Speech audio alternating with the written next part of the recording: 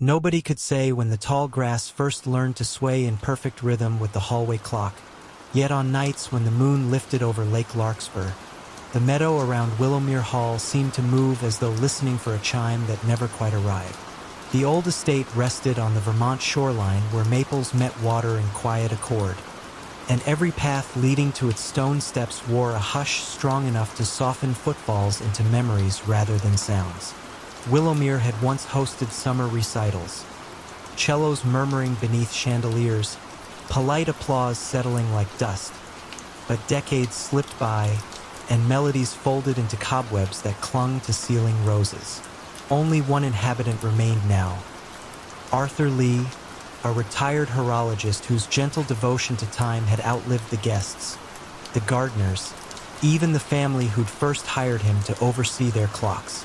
Early each dawn he walked the corridor connecting study to foyer, a brass key ring swaying lightly against his coat, testing the gears of every wall clock with patient fingers.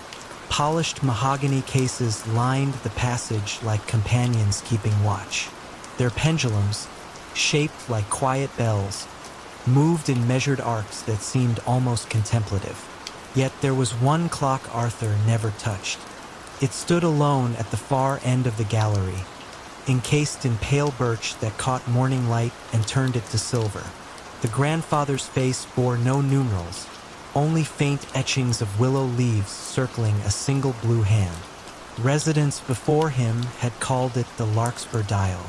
Local legend, traded over tea in neighboring cottages, claimed the clock chimed only when the lake was calm enough to mirror the sky without a ripple, and when it chimed, something lost would find its way home. Arthur had never heard the sound himself, not once in 40 years. Still, his routine included pausing before the birch case, bowing his head as though greeting an elder whose language he could not speak. He suspected the mechanism, if there was one, had long ceased. Yet the blue hand moved, imperceptibly but inevitably, and each sunset he found it waiting just shy of the 12, as if hesitant to complete a circle. One September afternoon brought a coolness that tasted faintly of wood smoke. Arthur opened shutters to let the season breathe through the hall. Sunlight formed slender aisles between dust motes, and in those lovely aisles he sensed a difference, an angle of light he couldn't name, but felt across his shoulders like a question. He closed each shutter again, careful and calm, only to notice upon returning that the Larkspur Dial's blue hand now pointed exactly to the 12. No chime sounded. The corridor kept its hush. Yet beyond the window panes, the meadow grass had stilled, holding the moment so gently it seemed afraid to rustle even for wind. Arthur studied the clock's face, saw no tremor, heard no click, but something within the birch case seemed to draw breath. He leaned closer, detecting a faint scent of rain on stone, a scent impossible indoors. That evening, rather than retreat to his modest bedroom under the eaves, he prepared a chair in the gallery. He brewed chamomile, carried the cup to a small side table, and lit a single oil lamp in case dusk grew timid. Then he sat opposite the Larkspur Dial, the meadow's hush pressed to the windows, and waited. Hours elongated yet felt unburdened. The lamp flame dipped whenever the lake sent a sigh across the shoreboards. Sometime near midnight, when even the crickets quieted to a murmuring pulse, the blue hand twitched. A soft metallic hum rose within the birch, nothing abrupt, merely a thread of sound unwinding. Arthur exhaled, and at that gentle release the hum gathered warmth, swelling until it unfurled into a solitary chime. It was neither bright nor mournful. It carried the subdued tone of distant church bells heard through first snow. The sound drifted down the corridor and seeped beneath doors, resting on each clock face like morning dew. The moment the chime faded, a second sound arrived, delicate footsteps upon parquet flooring deep within the house. They paced slowly, thoughtfully, the way one walks through a space both remembered and unknown. Arthur stood but did not call out. He traced the steps by ear until they seemed to pause beside the grand staircase. In the subdued lamplight he saw her, a woman in a traveling coat, pearl gray, holding gloves she did not wear. Silver hair brushed her collar, but her bearing hinted at younger days spent in fluted concert halls. Her gaze swept the corridor with calm recognition, then settled on Arthur as though he were the awaited host rather than custodian. "No train runs this late," he whispered, the words more observation than question. "I didn't travel by rail," she replied, voice threaded with the softness of turning pages. "I followed a sound I knew once." Together they faced the Larkspur dial. The blue hand remained at 12, yet the willow etchings glowed faintly, as if moonlit from within. She stepped forward, removed a slender brass key from her coat pocket, and offered it to Arthur. Its bow shaped a willow leaf, twin to those etched on the dial. "My father left this," she said. "He wished the hall to welcome us home only when we were ready to listen again." Arthur accepted the key without surprise. He had tended countless locks, but this one felt different, lighter than brass, almost weightless. He opened the case, revealing gears of glass that caught lamplight and shimmered like water. In the heart of the mechanism rested an empty cradle, waiting.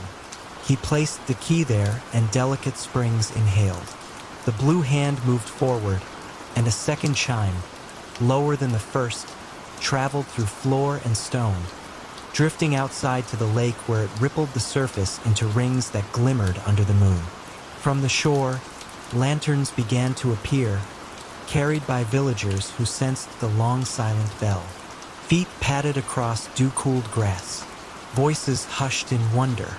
An unspoken invitation drew them nearer, yet no one crossed the threshold. They simply watched as light awakened in high windows, one by one, as though the house were remembering its own rooms. Inside, Arthur turned to the woman. "Will you stay? I believe the hall asked the same," she answered, eyes misted with tired gratitude. She set her gloves on the chair, the gesture small but decisive, and together they listened to distant clocks reset themselves, gears slipping into newfound ease. Outside, the meadow resumed its gentle sway, no longer bound to unanswered longing. The ripples upon Lake Larkspur widened, then settled, mirroring stars so clearly that the night seemed deeper yet kinder. And within Willowmere Hall, the Larkspur dial kept time not for departure, but for arrival, its chime now a promise that whatever drifted away might someday return, unhurried and whole when the hour and the listener were quiet enough to receive it. The small town of Frosthaven, Minnesota, pressed itself into midwinter silence. Shutters latched, chimneys breathing faintly, street lamps haloed by ice crystals. A single footpath wound from the sleepy main street to the old North Star Observatory, a brick turret seated on a rocky island like a forgotten sentinel. Though its telescope had lain dormant for decades, locals swore a thin beam sometimes glimmered through the dome on moonless nights, as though the sky still waited to be read. Dr. Eleanor Lewis arrived just past dusk, breath curling around the collar of her wool coat. She had come at the invitation of the County Historical League to evaluate the observatory's surviving star charts, rare photographic plates rumored to contain early aurora recordings. Her boots cracked over lake ice that hummed softly beneath each step, a sound low enough to feel rather than hear. Wind hissed through cattails along the shore, then receded, leaving only the muted echo of her own heartbeat. The observatory door, oak warped silver gray, surrendered after a polite shove. Inside, her lantern cast a modest circle of light, revealing wooden floors where frost mapped delicate ferns across planks. The air smelled of cold iron and distant cedar smoke. Against the far wall loomed the great telescope, angled toward a ragged hole in the copper dome. Snowflakes fell through the gap, drifting lazily onto the brass gears like soft confetti at a forgotten celebration. She closed the door, letting stillness settle. On a nearby desk, a ledger lay open beneath a thin crust of snow. The ink had bled slightly, yet one entry remained clear. December 13th, 1954. Star R. 227 observed to pulse 4 times, then pause. Beneath the note, someone had penciled a faint line. Wait for the 5th. Eleanor traced the words with a gloved finger, feeling no chill despite the frost. Shelves along the circular wall held narrow drawers labeled by constellation.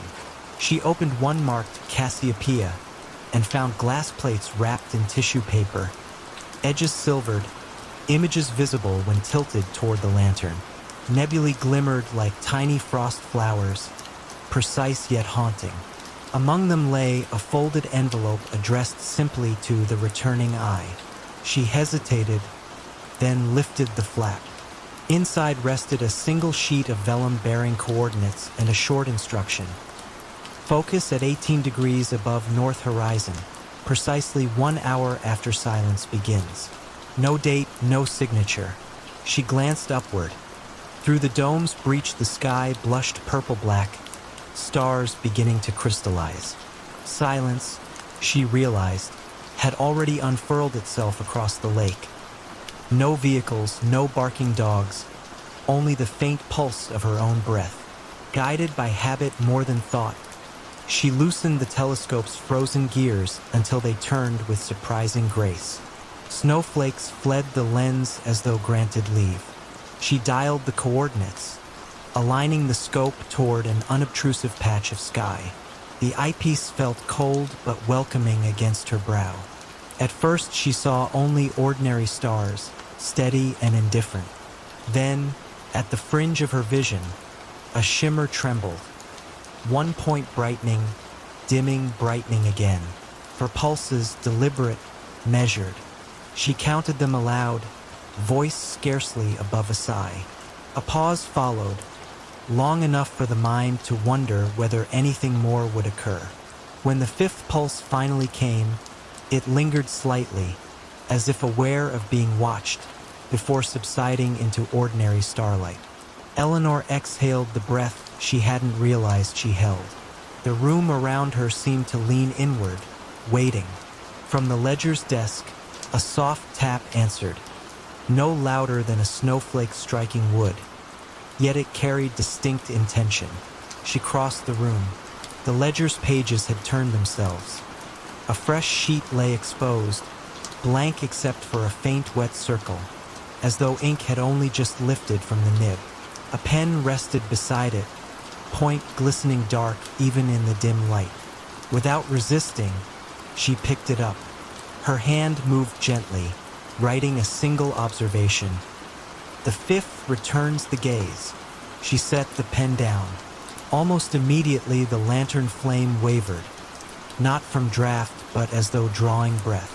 Shadows drifted across instruments, arranging themselves into deeper calm. In that hush, Eleanor felt the observatory slip into a lullaby rhythm, walls expanding and contracting like lungs settled for sleep.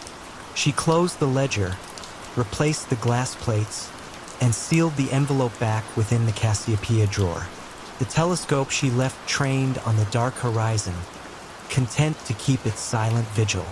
Before departing, she paused at the center of the dome, letting stray snow settle on her hair.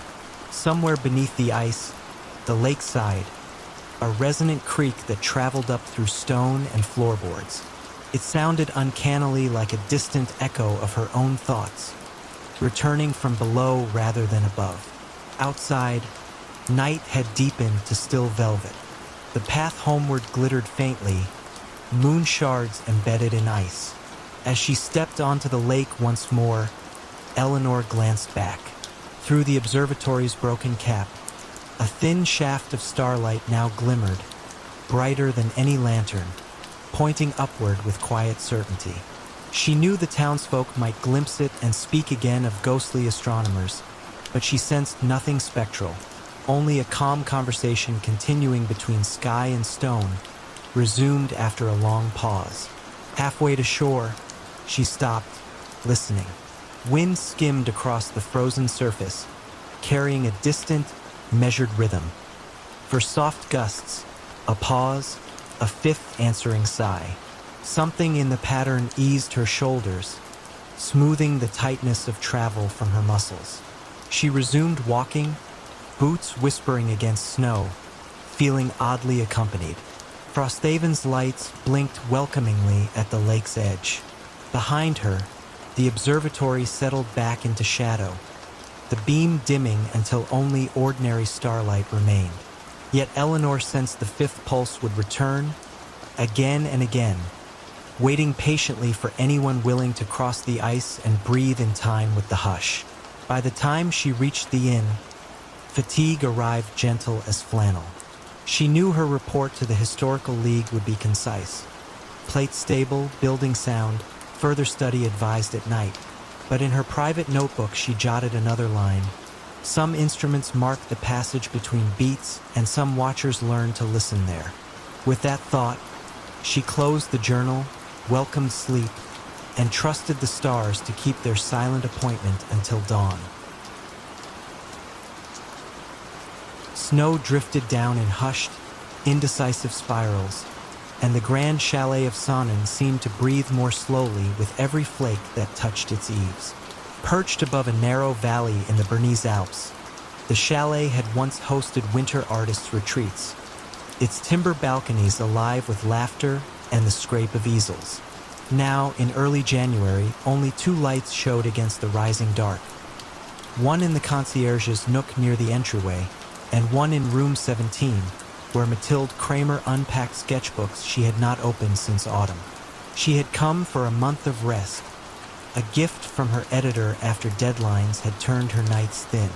The chalet promised quiet, just 9 guest rooms, a stone hearth kept on low flame, and snowbound silence stretching in all directions. Her Ulrich, the concierge, welcomed her with gentle formality, explaining that the staff numbered only 3 in winter. His voice carried the calm cadence of someone who had already made peace with long evenings. Mathilde's room overlooked the valley. Far below, the Sonnen River wound beneath ice, its course marked only by a seam of shadow. She poured tea and listened to the building settle, timbers sighing as though releasing stories they had rehearsed for years. Soon she noticed a pattern beneath the usual creaks. A faint, rhythmic tapping, 5 slow beats and then stillness, repeating at almost perfect intervals. She timed it against her pulse. Steady, deliberate, never hurried. At breakfast she asked her Ulrich whether another wing might still be under renovation. He shook his head, smile polite but distant. All work finished before the first snow, he assured her. Then, after a pause, he added, "Should you hear something unfamiliar, it may be the winter room. Best not to worry." He gave no further explanation, and Mathilde, warmed by coffee and a fire that crackled like distant applause, decided not to press. Days unfolded in gentle sameness. She walked the edge of the pine forest, sketched icicles that hung like glass harps, and returned to evenings of quiet soup and bread. Yet each night, somewhere between the first and second strike of the mantel clock at 9, the tapping began again. 5 measured notes, almost hollow, as if knuckles met old oak, followed by silence just long enough to invite attention. On the 4th night, curiosity outweighed hesitation. She wrapped herself in a wool coat, lifted a small lamp, and stepped into the hall. Snowlight filtered through high windows, turning the corridor into a silver tunnel. Rooms 11 through 15 lay empty, doors locked. But beyond them, half hidden behind a carved screen, she noticed an unlabeled oak door. The tapping sounded once more, from the other side. "Good evening?" she called, voice pitched low out of instinctive courtesy. No reply came, yet the air felt thick with the sense of someone listening. She tried the handle. It turned, but the door would not move, as though sealed by something subtler than a bolt. Remembering Ulrich's words, she retreated, leaving the corridor to its hush. Next morning, a fresh card rested beside her plate in the dining room. Madame Kramer, the library awaits at 10, should you wish to work beside the south windows. No signature, but an embossed snowflake at the bottom suggested Ulrich's hand. She found the library bright and inviting, yet one shelf held only a single volume, a slim ledger bound in ivory vellum. Its title, pressed in barely visible silver, read Guests of the Winter Room. Inside, the first page offered a simple instruction. Record what you surrender, and the room will return what you have misplaced. Beneath lay rows of entries spanning 80 years. Some surrendered forgetfulness, others a weight in the chest, one simply restless midnights. The return column, however, was blank for every line, as though whatever was given back lived beyond the need for ink. That evening, Mathilde placed the ledger on her writing desk and stared at its emptiness. Snow whispered outside, a sideways lullaby. She wrote, "I surrender the urgency that robs evenings of their softness." The moment her pen lifted, a soft click echoed down the hall, the same 5-beat pattern, muffled yet inviting. Lamp in hand, she approached the unlabeled door. This time it opened inward at the lightest touch, revealing a small octagonal chamber paneled in pale spruce. Frosted windows circled the upper walls, collecting moonlight until the air itself resembled still water. At the center stood a low table with 2 objects, a brass metronome ticking in that familiar quintuple pattern, and a closed sketchbook whose cover matched the one she had left in room 17, yet bore no charcoal smudges. She sat on the upholstered bench and opened the book. Inside were crisp, blank pages, but when she turned to the 3rd leaf, she found a charcoal drawing already formed. Her own hand poised above a winter hillside, the gesture relaxed, patient. The lines carried a quiet confidence she had not felt in months. She touched the edge of the page. Charcoal did not smear. The metronome slowed, its ticks elongating until they matched her breathing, then stopped altogether. A gentle warmth rose through the floorboards, and for a moment she believed she heard distant bells buried under snow, chiming not a warning, but an assurance that time could, briefly, settle into stillness. She closed the sketchbook and felt the unfamiliar weight of unhurried possibility settle over her shoulders like a shawl. At breakfast, she found no card, only her Ulrich's serene nod. She returned the ledger to its shelf, noticing her entry now carried a tiny silver checkmark in the return column. Beneath it, in handwriting not her own, one word appeared: softness. She smiled, understanding that the room had accepted her offering and quietly restored what had been misplaced. During the following weeks, she visited the winter room each night. Sometimes the table held a phrase she had forgotten how to write, other times a memory of mountains from her childhood. Each gift arrived without flourish, as natural as breathing. She never stayed long. The chamber seemed to prefer brevity, as though it operated at the border of sleep. When February's first thaw streaked the windows and her departure day neared, she wrote a final line in the ledger: "I surrender nothing. I carry forward what was found." No checkmark followed, and she knew that was correct. The train down valley left at dawn, its whistle dissolving into the white stillness. From her compartment, Mathilde glimpsed the chalet, small against the slope, a single window dimly aglow. She could not say whether it belonged to her former room or to the winter room itself, but the light felt steady, like a heartbeat maintained on behalf of travelers who might someday arrive carrying burdens they were ready, finally, to set down. The garden keeper's secret. The roses in Whitmore Estate's abandoned garden bloomed in December, their petals untouched by frost. Emma Patterson discovered this impossibility during her first winter as caretaker of the property. The estate had been empty for 3 years, ever since the last member of the Whitmore family had passed away. Emma's job was simple: maintain the basic structure, ensure the pipes didn't freeze, and prepare the property for eventual sale. The garden lay behind the main house, enclosed by high brick walls that had been built in the Victorian era. Emma had avoided it during her first months on the property. The space felt too intimate, too personal to disturb. But when December brought its first hard freeze, curiosity drew her to the garden's wrought iron gate. Inside, she found a wonderland that defied the season. Roses climbed the brick walls in impossible abundance. Their blooms were perfect, deep red, soft pink, creamy white, as if summer had taken refuge in this single, sheltered space. Emma walked the gravel paths in amazement. Not only were the roses blooming, they were meticulously maintained. Someone had been pruning, weeding, and caring for this garden despite the estate's abandonment. She found him on her third visit to the garden. An elderly man knelt beside a rose bed, working compost into the soil with the careful attention of a practiced gardener. He wore a worn tweed jacket and canvas gloves, and his silver hair was neatly combed despite the morning's work. "Good morning," Emma called softly, not wanting to startle him. The man looked up with mild blue eyes and a gentle smile. "Ah, you must be the new caretaker. I'm Arthur Henley. I hope you don't mind my being here." Emma stepped closer, noting the quality of his work. The rose beds were immaculate, the paths swept clean, every plant showing signs of expert care. "I don't mind at all, but I'm curious. How long have you been tending this garden?"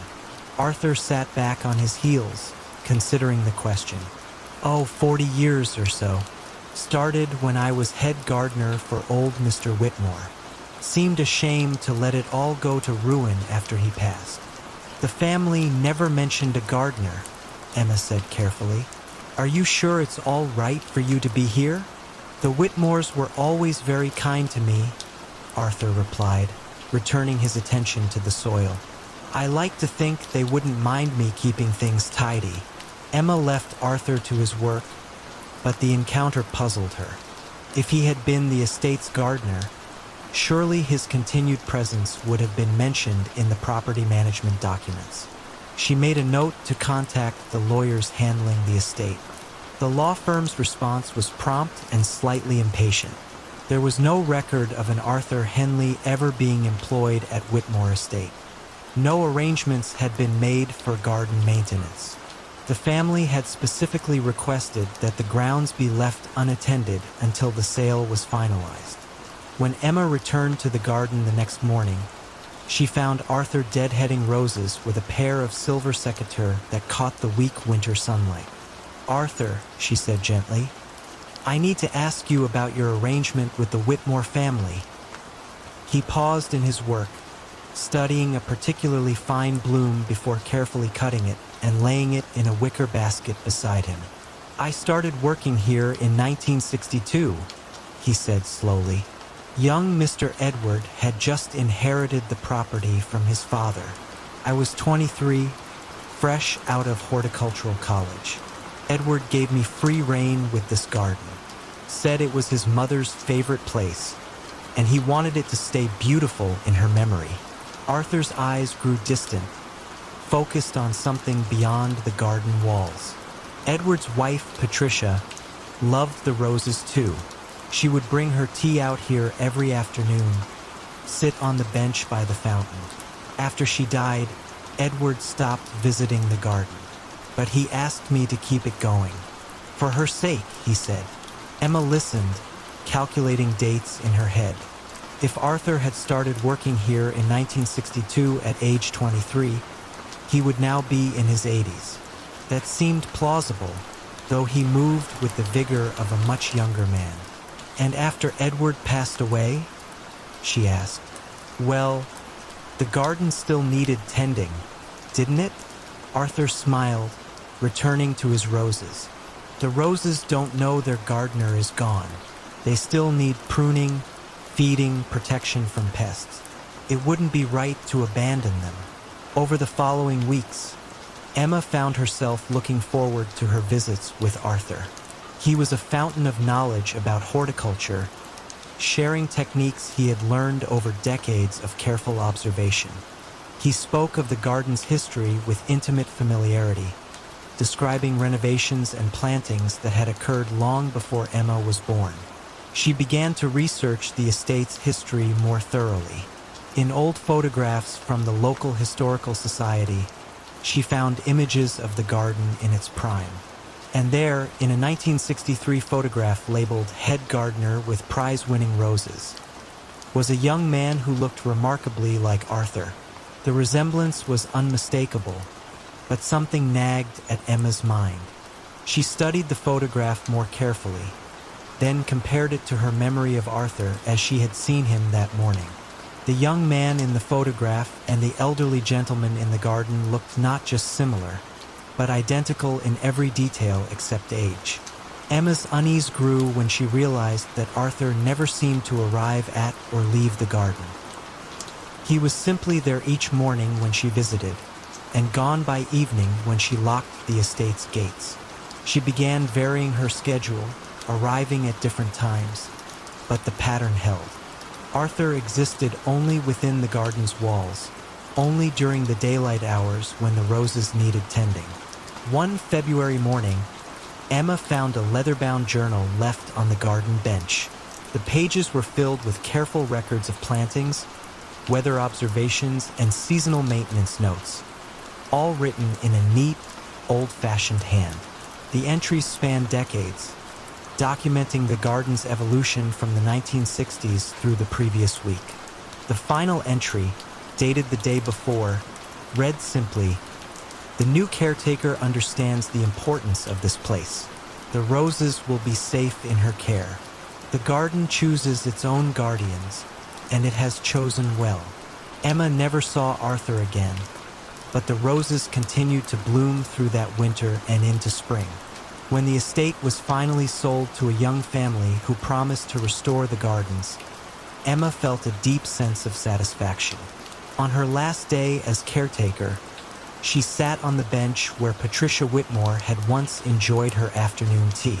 The roses nodded in the gentle breeze, their blooms perfect and eternal, and Emma could have sworn she heard, carried on the wind, the soft sound of someone humming an old gardening song while tending to flowers that would bloom forever in the memory of love. A lone glow wavered across the Connecticut salt grass, as though a small star had paused mid-journey and chosen to hover just above the marsh. Iselin was scarcely a village, 3 cedar houses, an aging boathouse, and the decommissioned lighthouse that once guarded the Long Island Sound. The lantern at its peak had been dark for 20 years, yet local fishermen swore that on windless nights a single light drifted out from the tower, crossing the waterlogged reeds before vanishing where the tidal creek met open sea. Elias Vaughn arrived in early September to catalog shorebirds for a conservation trust. He rented the caretaker's cottage beside the shuttered lighthouse, happy to trade city sirens for cricket pulse. The trust supplied a skiff, a notebook, and quiet instructions. Mind the tides, note the herons, ignore the stories. Elias intended to do exactly that. Days fell into gentle rhythm. Dawn painted the salt hay silver. Plovers darted at his boots. Gulls wheeled above mudflats that smelled of brine and sun-warmed rope. Each afternoon he climbed the lighthouse stair to map nests on the lantern gallery. The interior smelled of rust and old kerosene, wood swelled by years of fog. The lens, once polished to starlight clarity, stood veiled beneath canvas. He never lifted the cloth. The tower felt like an elder resting, and he respected its sleep. One dusk, while recording the soft clack of willets, Elias saw the glow for himself. It appeared at ground level, not high in the lantern room, a palm-sized flame, steady despite the breeze. It glided along a narrow plank path half submerged in eelgrass, pause by pause, as if consulting a map older than the marsh itself. Elias followed at a respectful distance, binoculars lowered to avoid the impression of scrutiny. The light reached the water's edge and quietly extinguished, leaving only the scent of extinguished wick and something older. Maybe lavender, maybe memory. Inside the cottage that night, pages of data felt suddenly thin. Sleep came in fitful pockets, punctuated by the imagined hiss of a lamp being trimmed. At midnight, a soft rattle at the back door woke him fully. He opened it to empty night, yet on the step rested a folded scrap of linen around a brass key, seawater beating on both. The key's bow formed a perfect circle, engraved with 3 letters, ICL, Iselin Coast Light. Morning sun dismissed the mystery with practical brightness, but curiosity stayed. Elias climbed the tower, key in pocket. Halfway up, he noticed a small iron hatch flush with the brick, its lock rusted but intact. The key slid in smoothly, turning without protest. Inside lay a narrow chamber no wider than a closet, walls lined with shallow shelves. On each shelf rested a lantern, dozens of them, each glass polished, each reservoir filled. Wicks looked freshly trimmed, yet there was no scent of oil, only a clean hint of salt and fur. A leather-spine notebook lay open on a central stand. Its pages listed dates and tides, moon phases, names of storms. One entry stood alone at the bottom. Lanterns walked, August 18th, full tide. The handwriting felt deliberate, loops careful, as if penned by someone accustomed to coaxing flame rather than ink. Elias added the previous night's date and noted lantern walked, ebb tide. He closed the book, pulse calm despite the oddness. The room's hush encouraged trust over alarm.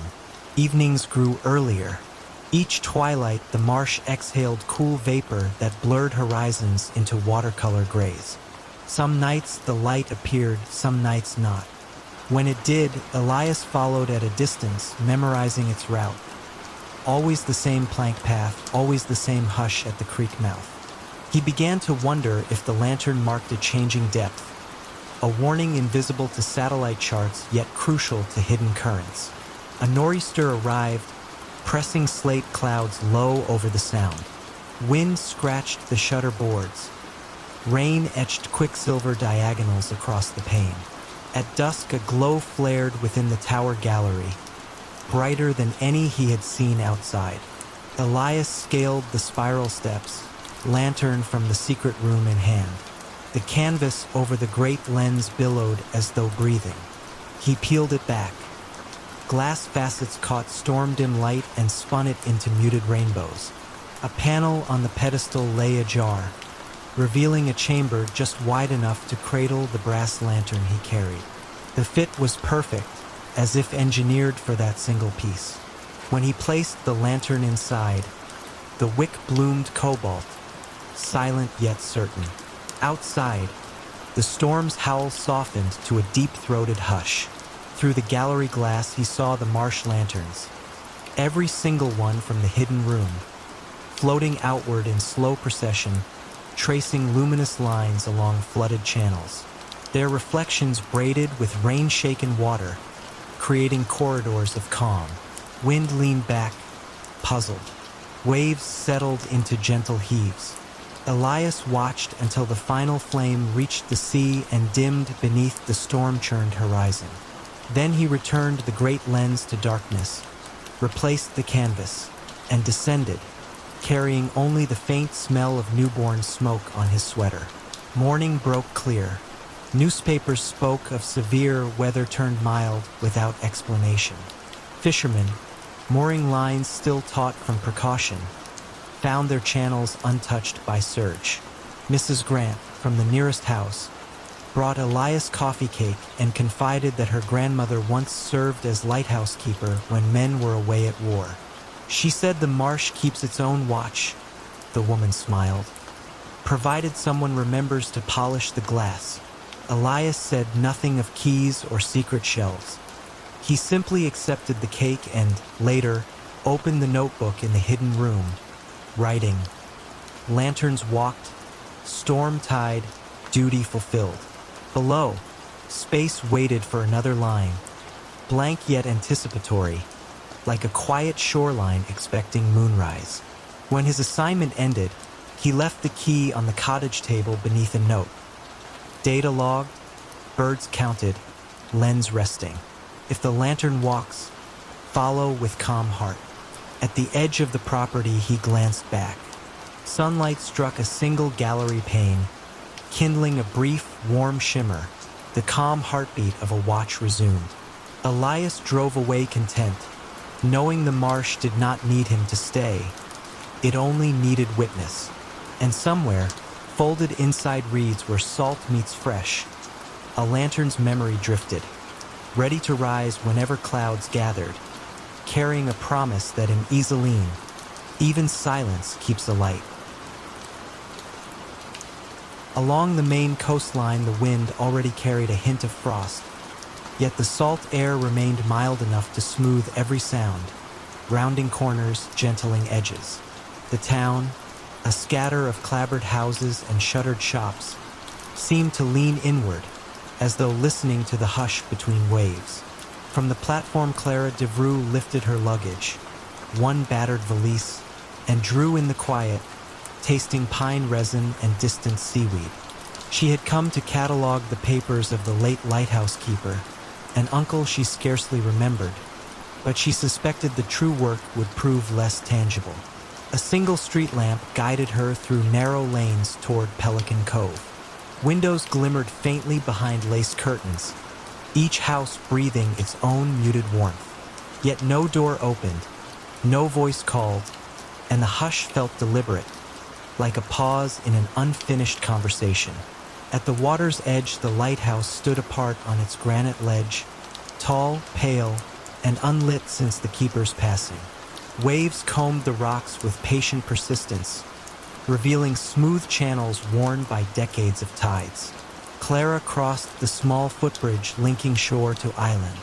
Boards creaked softly under her steps, echoing across black water. She recalled childhood letters from her uncle, always composed in neat block script, describing shifts of starlight, the hum of lantern gears, and more obscurely, the murmuring lights that visit after midnight. At 10, she'd found such phrasing entrancing. At 32, she found it faintly melancholy. Inside the keeper's cottage, oil lamps waited trimmed and ready, as if someone anticipated her arrival. Dust lay thin, disturbed only by a faint trail leading from doorway to desk. She followed it, touching the back of a seagrass chair. A ledger rested open on the blotter, ink still black. The final entry dated 3 nights before her uncle's death. One sentence ran beneath a small, precise sketch of the lighthouse lens. The second note drifted again at half tide, carrying the same 3 words. Nothing else. Clara pressed 2 fingers to the paper, feeling the ghost of the penstroke. The room's stillness deepened. Through the window, the lighthouse tower loomed, a silent silhouette against dim constellations. Somewhere beyond, a foghorn from the mainland moaned, long, low, lingering, then fell quiet, leaving the cottage wrapped in its own small night. She unpacked only a shawl and her notebook, then set water to boil on the old iron stove. Flame hissed softly, granting the air a faint metallic warmth. While she waited, she explored the shelves that lined the walls. Charts, tide tables, and slender field journals sat ordered by year. In each, the handwriting matched the concise style she remembered, but the margins told another story. Pencil notations that read more like dream fragments than navigation aids. Soft footsteps beneath the waves. Color that tastes of iron. A voice asks to be answered. Tea steeped. Steam curled beside her face, carrying bergamot and an underlying mineral tang from the well. She listened to the lighthouse, an act of memory, not of sound, and wondered at her uncle's solitude. Sitting, she leafed through one journal dated February. Midway, she found an envelope, edges worn, addressed simply, "To the next watcher." Inside lay a narrow strip of parchment bearing a code of dots and dashes, unmistakably Morse. She traced the sequence with a pencil, translating aloud in a near whisper, "Stand at dawn. Listen for the third." The words sent a calm ripple through her. They did not feel ominous.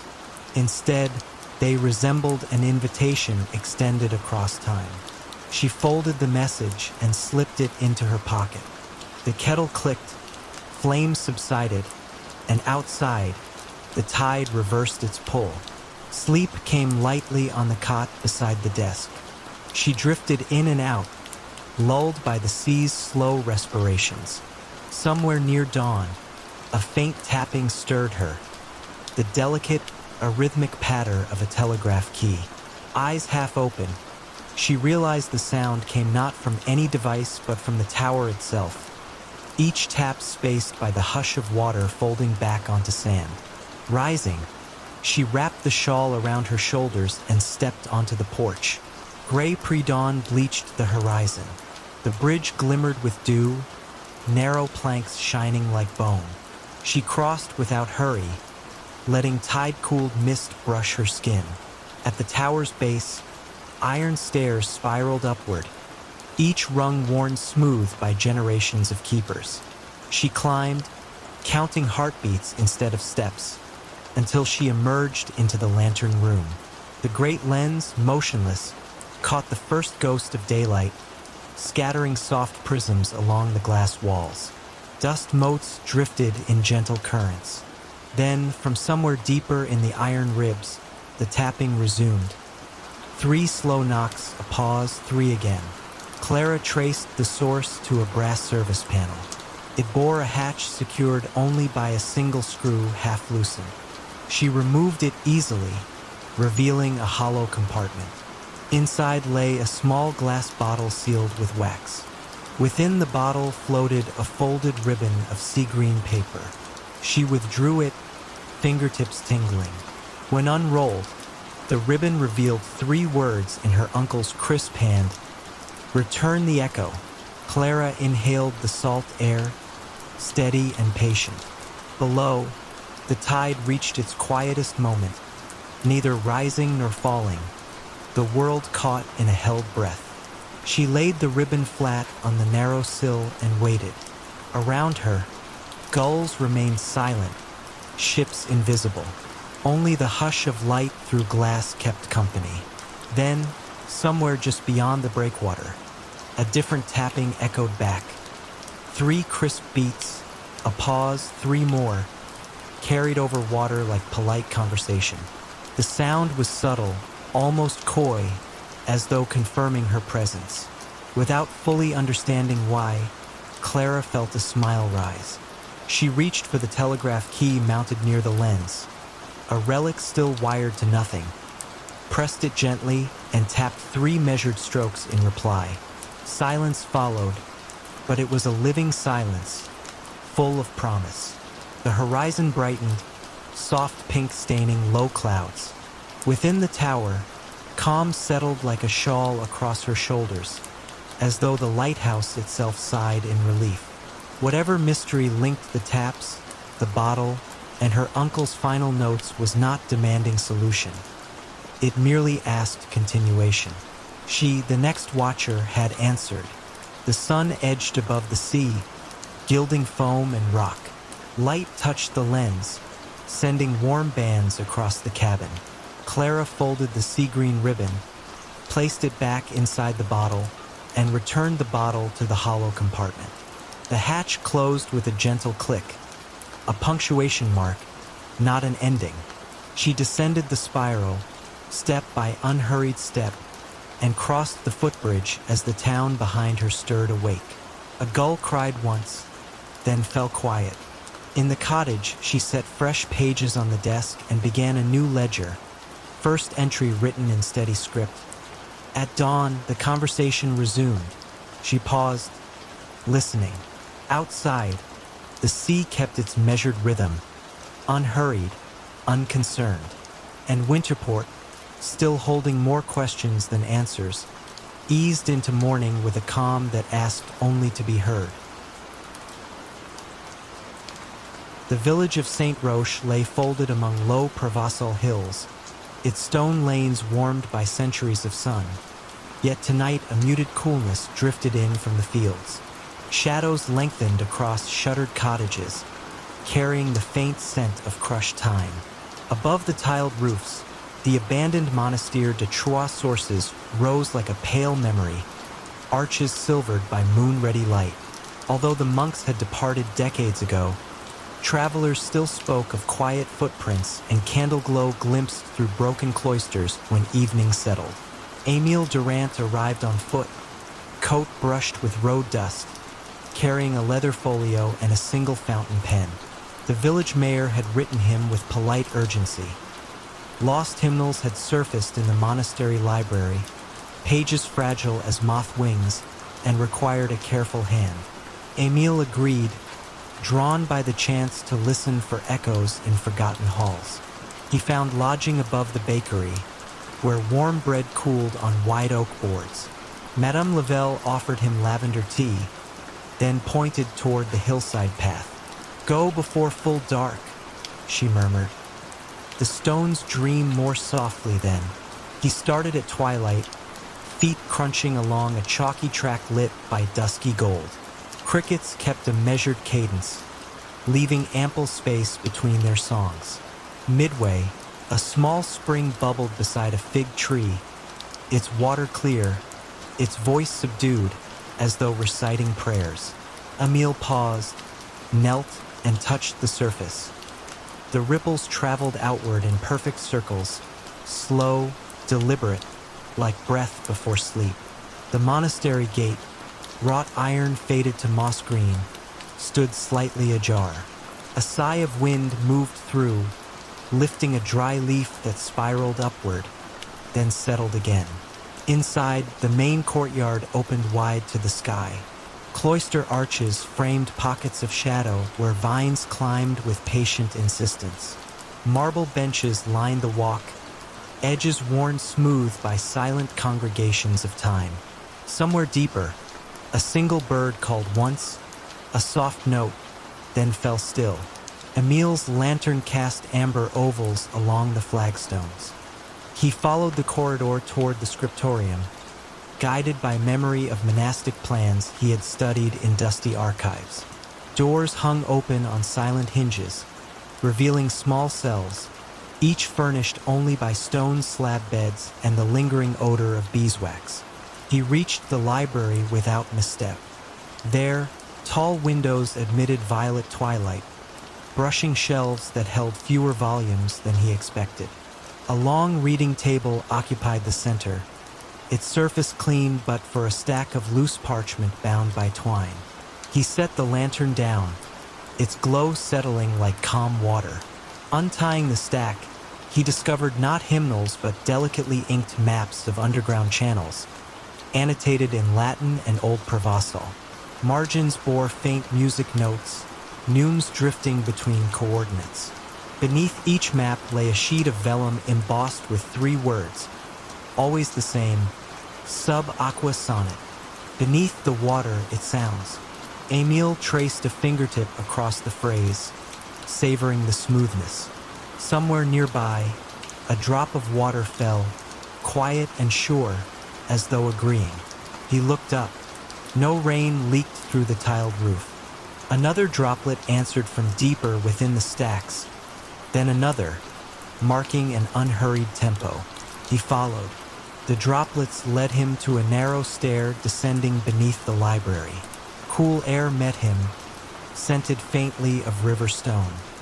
He descended, counting each shallow step, until the passage opened into a circular chamber carved directly into bedrock.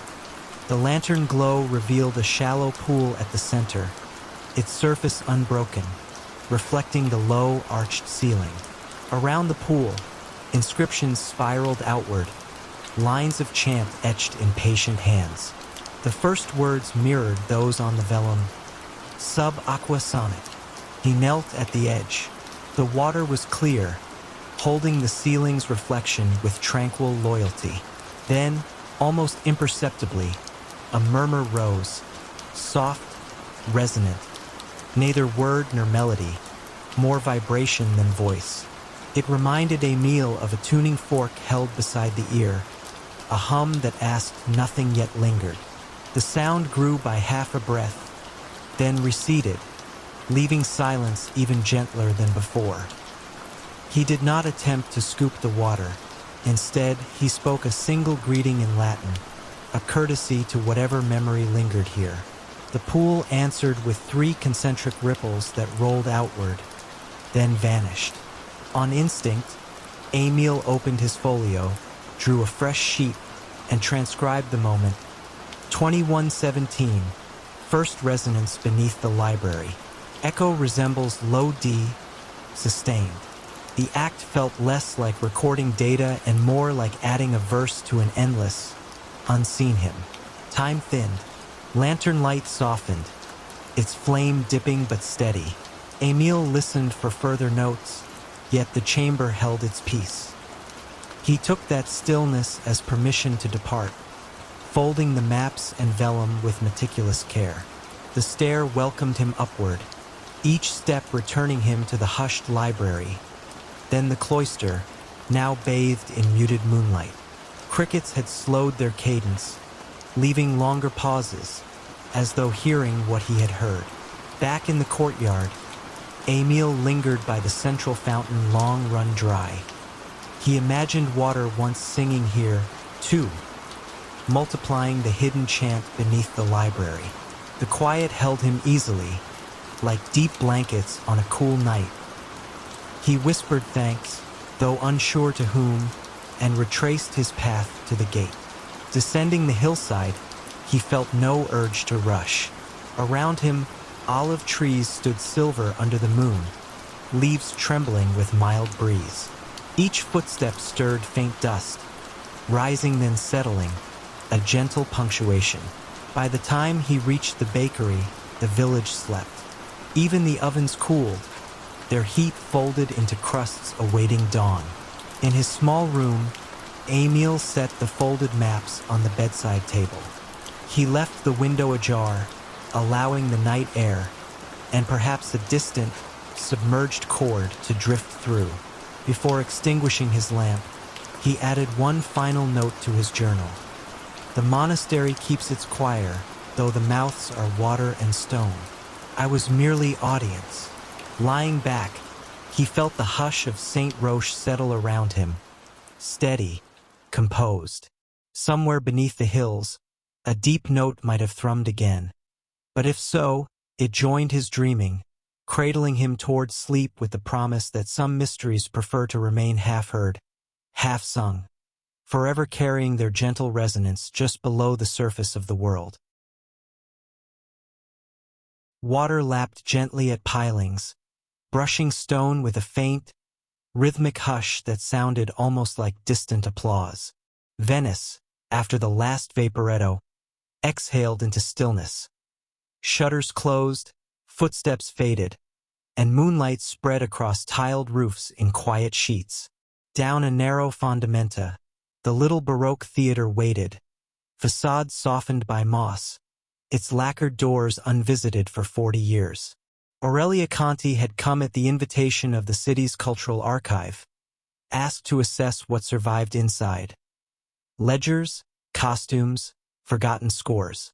She carried only a canvas satchel and a brass-handled lantern. The key, left for her at the caretaker's cottage, turned with surprising ease, as if the lock expected her touch. The doors opened on chilled air scented faintly of velvet and dust. The foyer revealed gilt mirrors gone dim, their surfaces stippled by age like watercolor skies. A faded carpet hushed Aurelia's steps. She paused beside the ticket kiosk where an abacus still rested, beads midway between counts. Through an arch lay the auditorium, rows of red seats folding upward in gentle tiers toward an ornate ceiling painted with night blue constellations. Stars there seemed to echo the real ones beyond the roof, the two firmaments almost in conversation. No draft moved, yet one seat in the center aisle sat lower than the rest, cushion compressed by an unseen weight. Aurelia registered this quietly, neither alarmed nor eager to explain. She set the lantern on the edge of the orchestra pit. Its glow drifted outward like warm breath, illuminating specks of dust that ascended and sank as though dancing to a secret tempo. Past the stage curtain, she found the backstage corridor. Ropes hung slack beside sandbags, their fibers whispering when brushed by her coat sleeve. Dressing rooms opened left and right, lit only by the lantern's wandering circle. In one, a trio of masks lay upon a vanity, expressions serene rather than dramatic. Each retained a faint sheen, unclouded by time. Aurelia touched none, but noted a subtle warmth lingering over the porcelain, as if lamps had been extinguished mere minutes earlier. At the corridor's end, she reached the music library. Shelves bowed under leather-bound volumes, spines labeled in gilt, arias, madrigals, intermezzi. On the central table rested a narrow folio tied with ribbon the color of old rose petals. A tag read, Sinfonia per la nebbia, first draft. She untied the ribbon. The manuscript pages bore delicate notation, yet between staves ran fine penciled phrases. Leave room for mist. Pause until silence answers. Tempo follows breath, not baton. She felt the urge to hum a single bar but refrained. Even an exhaled note might stir something better left placid. Instead, she unfolded her notebook and copied a few measures. The ink from her pen seemed almost to welcome the company of those older marks, aligning themselves gently on the page. Somewhere above, a faint rustle drifted down, wood rubbing against wood, perhaps a shutter shifting. Aurelia listened. The sound stopped, replaced by a softer murmur. A roll of pages turning in the empty auditorium, deliberate yet unhurried. She pictured the lone seat half-folded, now settling farther, as though its hidden occupant adjusted posture to follow her progress backstage. Returning to the auditorium, she held the lantern waist-high. The seat now stood upright, cushion undisturbed. Nothing else had moved, yet in the orchestra pit a conductor's baton rested across the music stand, parallel to the edge, gleaming faintly. It had not been there earlier. Aurelia approached, her calm intact, and noticed a slip of parchment beneath the baton's tip. 3 words, in graceful script, "Attend the hush." She obeyed without thinking, extinguishing the lantern. Darkness enfolded her, velvet soft. At first she heard only the breathing of the building. Wooden beams settling, water beyond the walls sipping at foundations. Then, from somewhere uncertain, perhaps the balcony, perhaps the imagined rafters above the false stars, issued a single chord, whispered rather than played, like the echo of a distant cello warming its strings. The tone lingered, trembling at the edge of hearing, before fading into a silence deeper than the one preceding it. She waited, heart steady, until a second chord answered, lower, slower. An amiable exchange, unresolved yet tender. The pause that followed stretched long enough to feel like a held breath spanning centuries. In that hollow, a curious peace settled over her shoulders, as though the theater recognized in her a respectful listener. When the third chord came, soft, barely tangible, it drifted outward, dissolved, and did not return. The hush that followed felt complete, needing nothing more. Aurelia relit the lantern. The baton lay precisely where she had found it. The parchment was gone. She completed her survey without haste, recording temperatures, photographing set pieces left inside wings like motionless actors waiting for a cue that would never arrive. The manuscript she returned to its ribbon and shelf. Before leaving, she took one final look at the auditorium. The ceiling's painted constellations seemed brighter now, a gentle glow emanating from their faded pigments, guiding her gaze along imagined currents of night. Outside, the canal touched stone with its patient rhythm. Aurelia locked the doors, pocketed the key, and began along the narrow path toward the caretaker's cottage. Behind her, the theater's facade melted once more into shadow, its secrets folded neatly between silence and remembrance. At the crossing bridge she paused. A breeze carried a faint vibration across the water, an echo of those whispered chords, then let it dissipate into the moonlit mist. She smiled, knowing the music would return for the next listener willing to attend the hush. Sleep beckoned gently, promising that whatever mysteries lingered on that small stage would keep their own immaculate time, serenading empty velvet rows with chords delicate enough to drift through dreams without waking them. The letters arrived every Tuesday, addressed to a man who had been dead for 20 years. Margaret Henley noticed them first when she moved into the cottage on Beacon Point. The mail carrier, an elderly man named Thomas, would walk the winding coastal path each week. He would place a single envelope in the weathered mailbox. Then he would tip his cap to the empty lighthouse that stood sentinel on the rocky cliff. Margaret asked Thomas about the letters one morning in October. The sea mist clung to the shoreline like a gray shawl. Thomas paused in his routine, studying her with pale blue eyes that seemed to hold the memory of decades. "For Edmund Whitmore," he said simply. "Been delivering them since I started this route. Never missed a Tuesday." Margaret knew about Edmund Whitmore. The townspeople spoke of him in whispers at the general store. He had been the last lighthouse keeper before automation made his position obsolete. One winter morning in 2003, they found his cottage empty, his bed unslept in, his coffee still warm on the kitchen table. The lighthouse beam had continued its steady rotation through the night, as if nothing had changed. Edmund's body was discovered 3 days later on the rocks below the lighthouse. The coroner ruled it an accident. A man grown careless in his grief over losing his life's work. But the townspeople remembered Edmund as sure-footed as a mountain goat on those familiar cliffs. Now Margaret lived in his cottage. She had inherited it from a great-aunt she barely remembered. The cottage sat in the lighthouse's shadow, connected to the tower by a stone pathway that the ocean spray kept perpetually damp.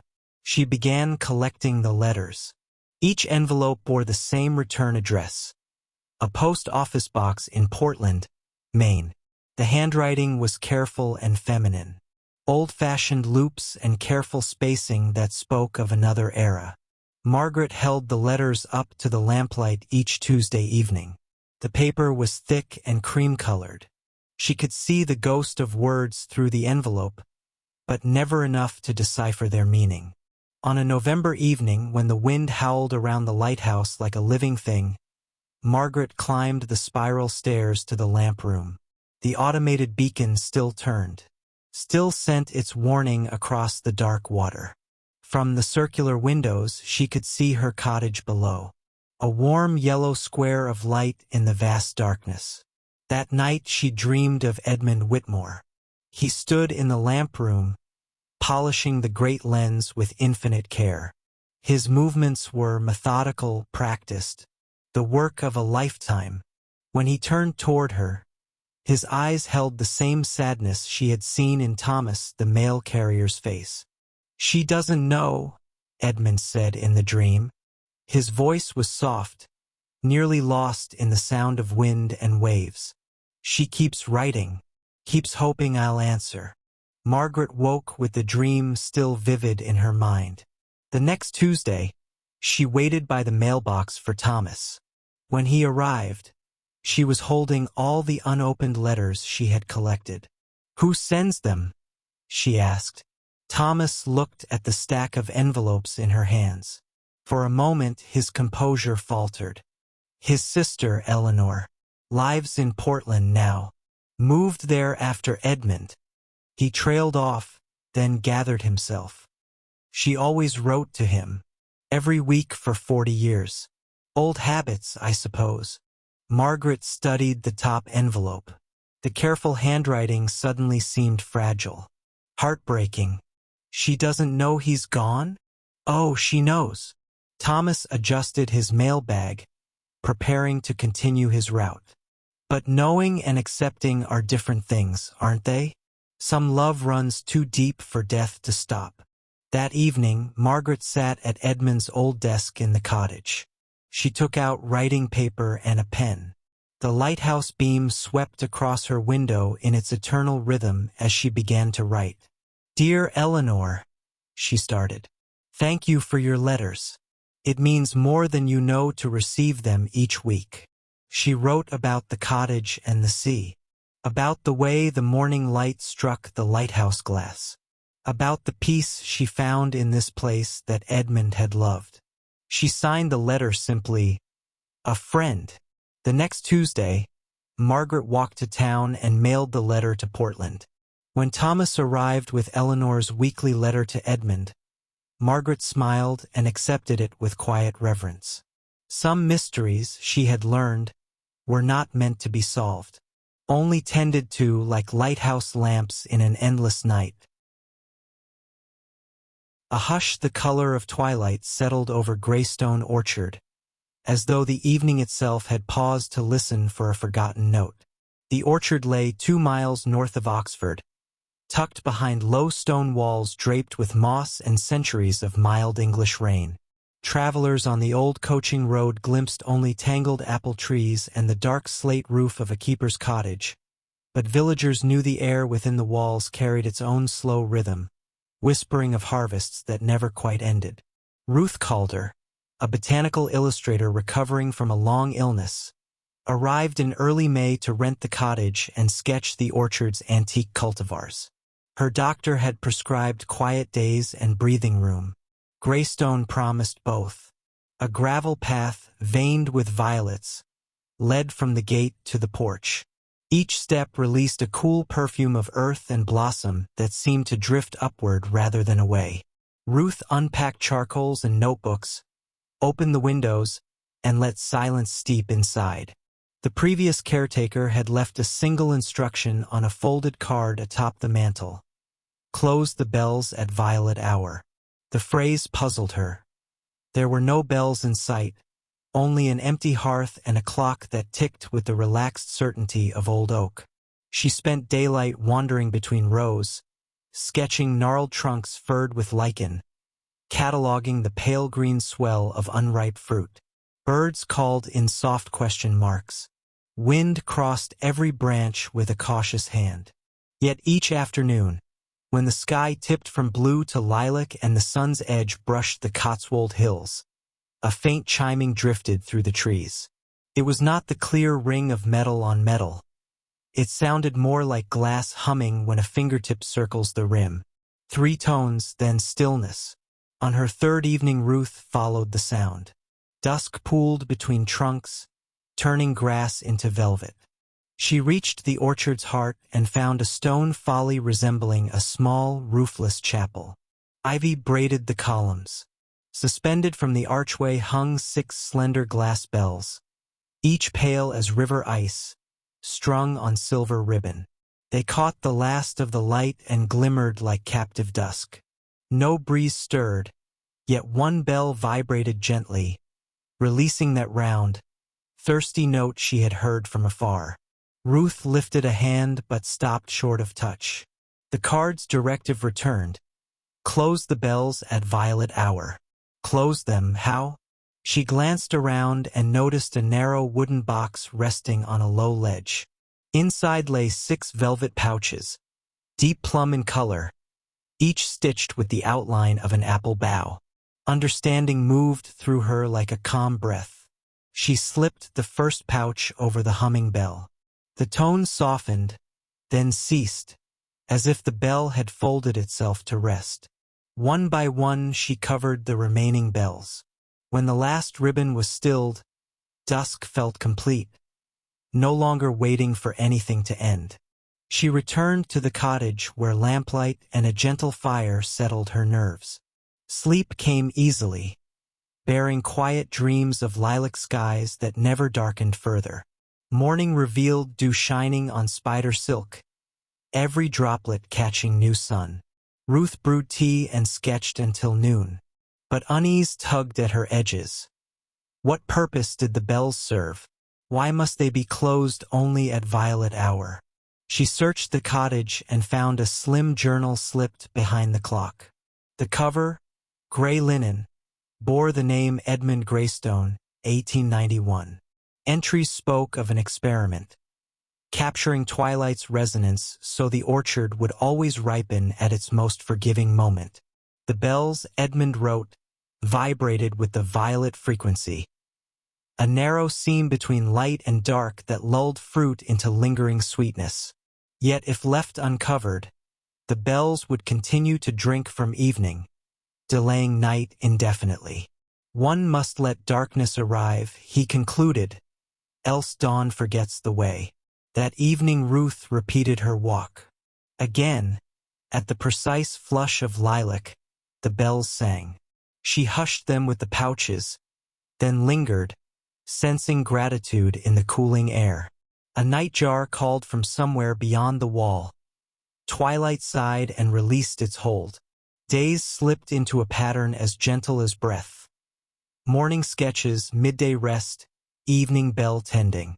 Each time she drew the velvet over glass, she felt her own restlessness quiet. Even her lungs, once tight with illness, opened as though learning from the orchard's patient exhale. On the seventh night clouds smothered sunset, smearing color into dull gray. The bells, however, thrummed more urgently, strings of pale light pulsing within the glass. Ruth hurried, yet with each pouch she slipped on, the remaining bells rang louder, resisting closure. The air tasted of distant thunder. She recalled Edmund's warning, "Let darkness arrive." She steadied her breath and whispered, "The night is welcome." The final bell calmed beneath her fingers, sound folding inward like petals at close of bloom. Rain fell, gentle as tears of relief. Water slid along ivy leaves, tapping the stone in soft applause. Ruth stayed until the bells were silent, the pouches dark spots against flickering lightning. When she reached the cottage, she found the mantel card damp with dew, new words inked beneath the first. "Let the bells open at blossom moon." She checked the journal. Near the back, a clipped newspaper report described a phenomenon. Every 3rd June, when the moon swells above Greystone, apple blossoms glow faintly in the dark, as if remembering daylight. Edmund had theorized that reopening the bells on that night allowed moonlight to mingle with stored dusk, weaving sweetness into the coming harvest. The blossom moon would rise tomorrow.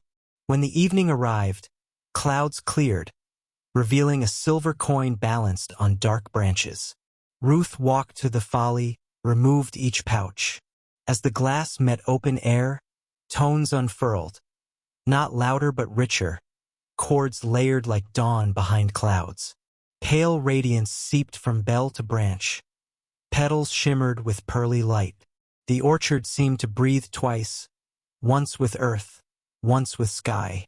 Ruth closed her eyes, feeling the frequency settle into her bones. A gentle calibration of heartbeat and hope.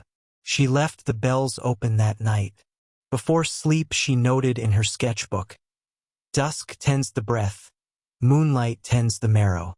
She realized her own healing had synchronized with the bells' quiet ritual. Closing them welcomed rest, reopening invited light. Month by month the apples fattened, storing hints of lilac and silver in their skins. When Ruth finally packed to leave, she carried a basket for her doctor. Fruit that tasted of calm evenings and patient moons. On the mantel she placed a fresh card. "Close the bells at violet hour, open at blossom moon. The orchard remembers." As she latched the gate, twilight brushed the sky with the softest trace of purple. One bell rang once, farewell rather than alarm. Ruth smiled, the sound settling behind her ribs like a small, steady star. The antique map showed streets that had never been built and a river that had changed its course 50 years too soon. Professor Julia Brennan found the map in a collection donated to the University of Vermont's Geography Department. It was beautifully drawn on heavy parchment, depicting the town of Millbrook, Vermont, in exquisite detail. The cartographer's signature in the lower right corner read, M. Thorne, 1952.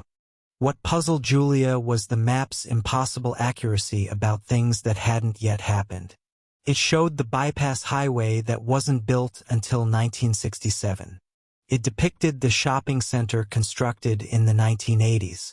Most remarkably, it showed the Millbrook River following a channel it had only carved after the Great Flood of 1978. Julia had been researching historical cartography for her dissertation on how maps reflect both geography and aspiration. This particular map seemed to document not the past, but somehow, impossibly, the future. She drove to Millbrook on a gray October afternoon to investigate. The town sat nestled in a valley between gentle hills, its main street lined with maple trees that had turned brilliant shades of gold and crimson. It was exactly as depicted on the mysterious map, down to the smallest details. At the Millbrook Historical Society, Julia met Mrs. Eleanor Whitman, a woman in her 70s whose family had lived in the area for generations. M. Thorne, Mrs. Whitman repeated, adjusting her reading glasses to examine the map Julia had brought. Oh my, yes, that would be Margaret Thorne. She was quite the local character. Spent most of her life drawing maps of places around here. Can you tell me about her? Mrs. Whitman led Julia to a display case in the corner of the small museum. Inside were several maps, all bearing the same signature and displaying the same impossible prescience about future developments. Margaret was born here in 1923, Mrs. Whitman explained. Her father was a surveyor, and she learned the trade from him. But Margaret's maps were unusual. She would spend weeks walking every inch of the area she was documenting. People said she could sense things about the land that others couldn't see. Julia examined the maps in the display case. Each one showed a different area of Vermont, and each contained details that shouldn't have existed when it was drawn. A map dated 1954 showed ski trails that weren't cut until the 1960s. Another from 1948 depicted a lake that was created by a dam built in the 1950s. Did anyone ever ask her how she knew these things would be built? Mrs. Whitman smiled, the expression carrying decades of fond memory. Oh, people asked. Margaret would just say she drew what the land wanted to become. She claimed she could see the potential in every hill and valley, every bend in the river. Is she still alive? Margaret passed away in 1985, but she left quite a collection of maps. Her daughter Caroline inherited them all. Julia felt a flutter of excitement. Does Caroline still live in the area? She does indeed. Lives in her mother's old house up on Birch Hill Road. Though I should warn you, Caroline is, well, she's continued her mother's work in her own way. The drive to Birch Hill took Julia through countryside that seemed suspended in eternal autumn. The leaves had reached that perfect moment of color that comes just before they begin to fall. Margaret Thorne's house sat at the end of a gravel driveway, a Victorian cottage surrounded by gardens that looked as carefully planned as any map. Caroline Thorne was a woman in her 50s with her mother's keen eyes and careful manner. She invited Julia in for tea and listened to her questions with the patient attention of someone accustomed to inquiries about her family's unusual legacy. People have always been curious about Mother's maps, Caroline said, serving tea from a delicate china service. Cartographers, historians, land developers who wanted to know how she predicted where roads would be built. And what did you tell them? Caroline moved to a large oak cabinet and withdrew a leather portfolio. I told them the same thing Mother told me. She didn't predict the future. She read the landscape. Caroline opened the portfolio to reveal dozens of maps, each one a masterpiece of detail and impossible foresight. Julia saw town squares that existed only as vacant lots when the maps were drawn, bridges that spanned rivers at precisely the points where they would eventually be built. Mother taught me that land has memory and intention, Caroline explained. Rivers remember their old channels even after they've been diverted.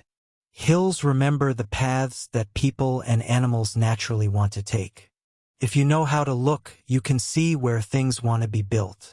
Caroline pulled out a map that was clearly recent, drawn in the same careful style as her mother's work but showing contemporary Millbrook with additions that didn't yet exist. I've continued the tradition, she said simply.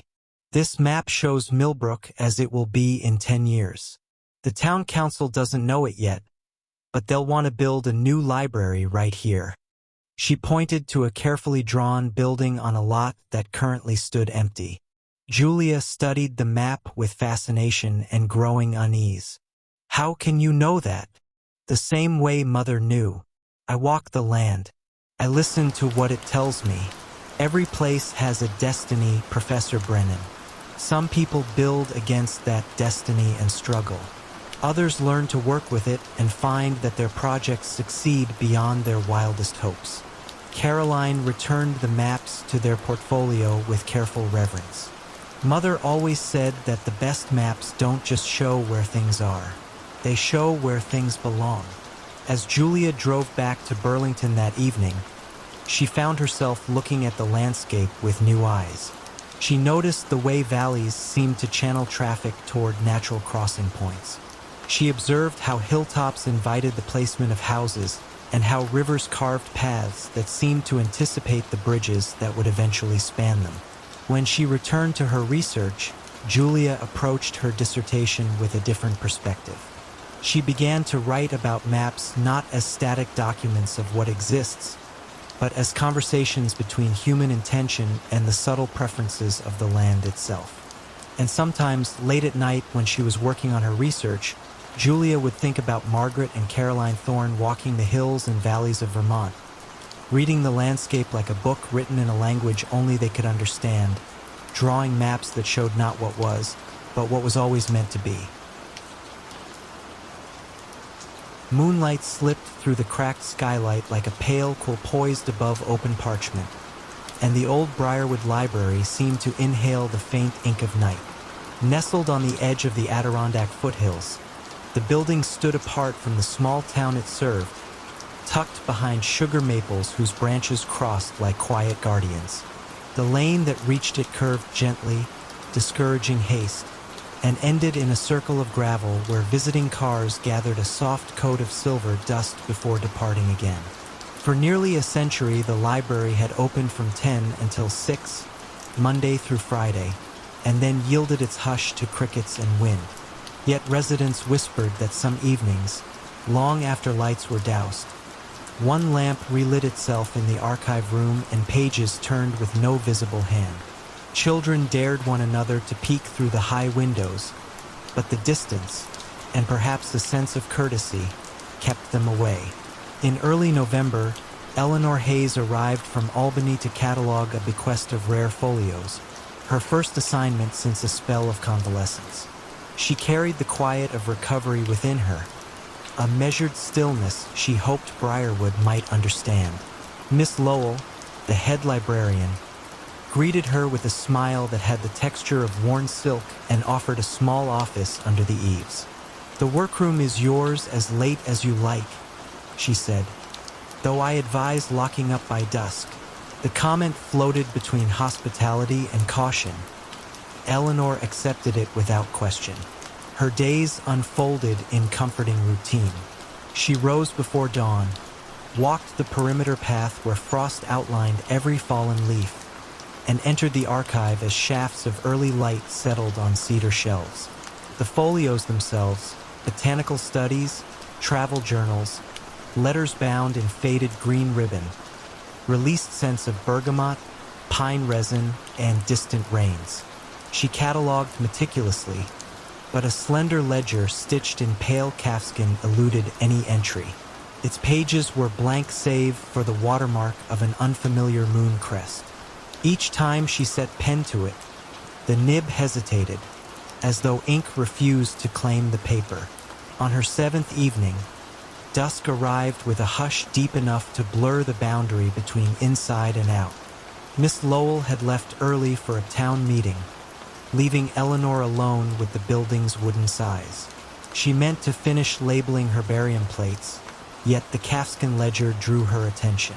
A thin beam of moonlight, filtering through the skylight, touched its cover precisely where the crest lay embossed. The silver outline brightened, and a single line of handwriting surfaced on the first page, delicate as frost on glass. Attendance recorded by lunar hour. Do not disturb the silence between names. Eleanor blinked, half believing she had nodded into a dream. She brought the ledger under the desk lamp, but the ink retreated, leaving the page blank once more. A hush, deeper than the library's usual nighttime calm, settled over the archive. Then, from the floor below, came the muted click of a date stamp and the soft scrape of a return cart. She descended the rear staircase. The main reading room lay in low amber glow. One lamp burned beside the long oak table. Beside it stood a tall gentleman in charcoal overcoat, back turned, consulting the card catalog with unhurried grace. His movements bore the cadence of old manners, sleeves whispering against wool as he slid a drawer closed.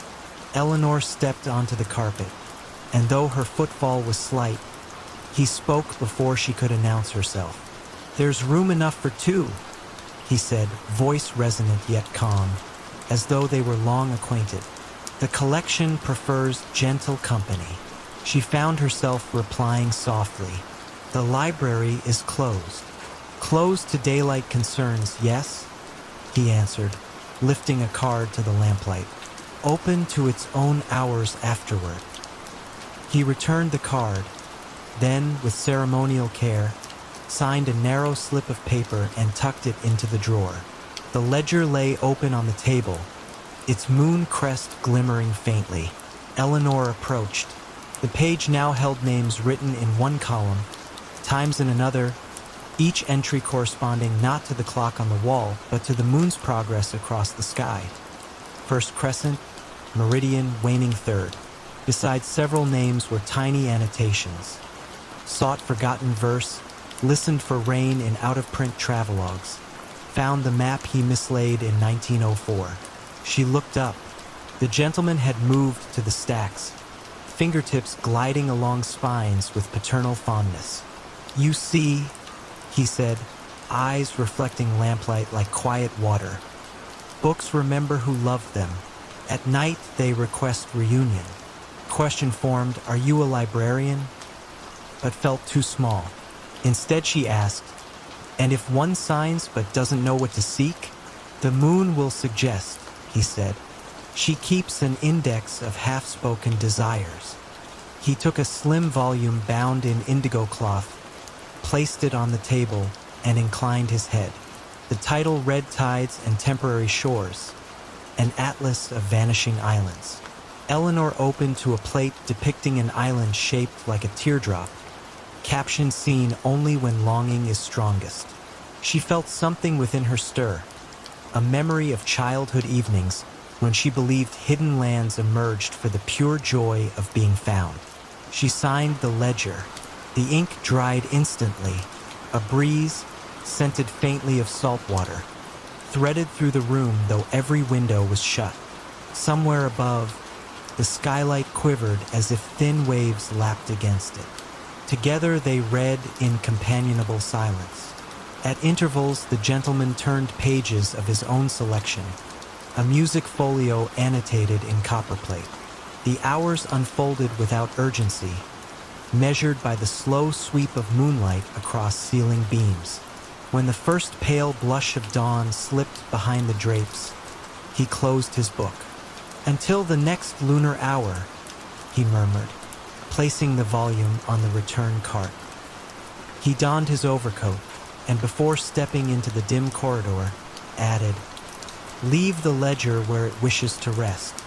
His footsteps faded like a line of poetry remembered upon waking. Eleanor touched the moon crest. The ledger closed of its own accord, pages settling with the softness of wings.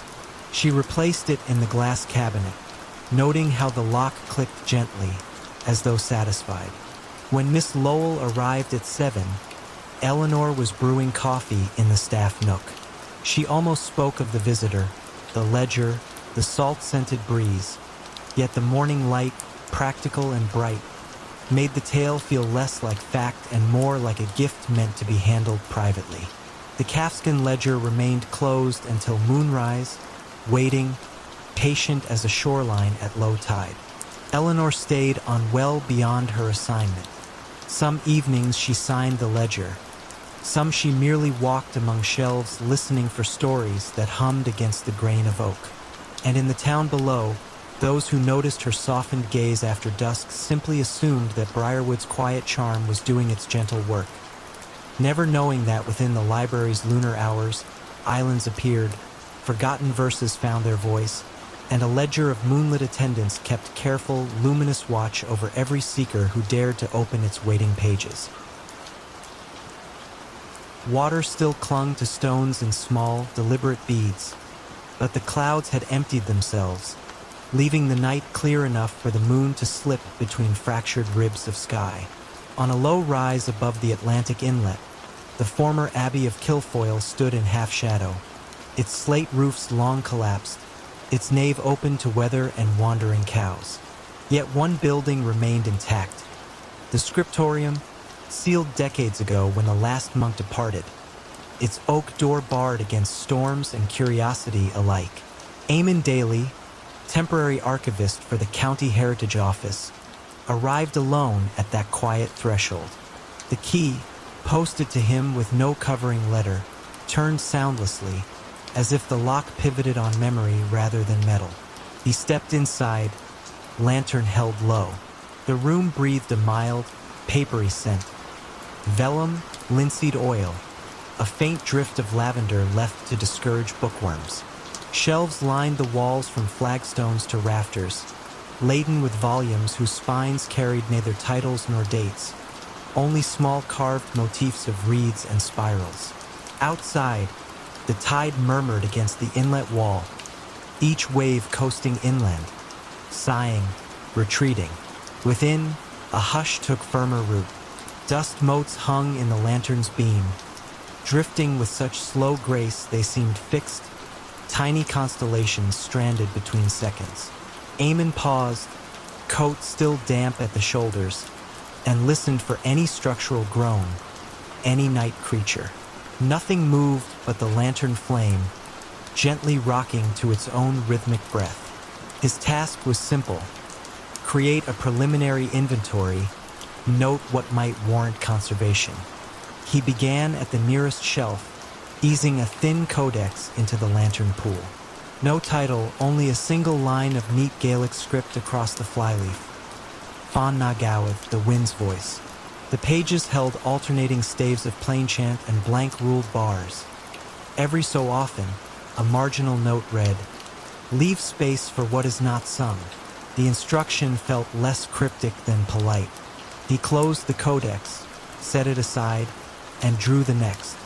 Hours passed without clock or chime, yet he worked unhurriedly, guided by the steadiness of his own pulse and the tide's patient conversation outside. Occasionally a droplet from the leaky roof landed in the far corner, giving a soft tap like a restrained bell. Each impact sounded evenly spaced, though no one could predict the drips. They adhered to a cadence known only to the rafters. Mid-shelf, he came upon a volume heavier than its neighbors. Lifting it revealed a recess beneath, a shallow cavity gouged into the stone. Inside lay a rolled parchment tied with twine, surprisingly free of dust. Beside it, a small tin whistle, tarnished but intact, rested upon a folded scrap of linen embroidered with a single question mark. Eamon did not untie the parchment immediately. He examined the whistle first, noting the absence of fingerhole numbers, only faint etchings of tied lines up the stem. After a moment's thought, he raised it to his lips and released a tentative breath. No note answered. Only the lantern flickered, though the room's air remained still. He tried again, directing air more gently this time. The whistle responded with a tone so soft it registered more in the ribs than the ears, a murmur almost disguised as exhalation. Beneath that near silence, something else stirred.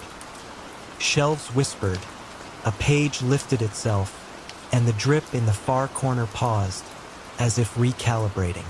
Outside, one wave lingered against the wall longer than the rest, then withdrew with measured delicacy. Eamon lowered the whistle. The hush returned, but altered, thicker, purposeful, similar to the way silence deepens in the instant after a church choir folds its last chord into the vault. He untied the parchment. Inside unrolled a map, ink faded to soft rust. It depicted no land or sea, only a series of spirals emanating from a single point marked Andara AM, the second time. Along each spiral arm, neat script repeated 3 words, "Listen between breaths." At the map center, a modest circle suggested the scriptorium itself. Someone, long ago, had charted stillness as though it were geography. Eamon set the map upon the desk and placed the whistle in its central circle. He waited, letting his breathing slow until it matched the tide's rhythm. Inflow, pause, outflow, pause. With each inhale, the lantern brightened subtly. With each exhale, its glow softened. After several cycles, the drip resumed, not randomly but in step, a quiet counterbeat. The building, he realized, had accepted the clock of breath.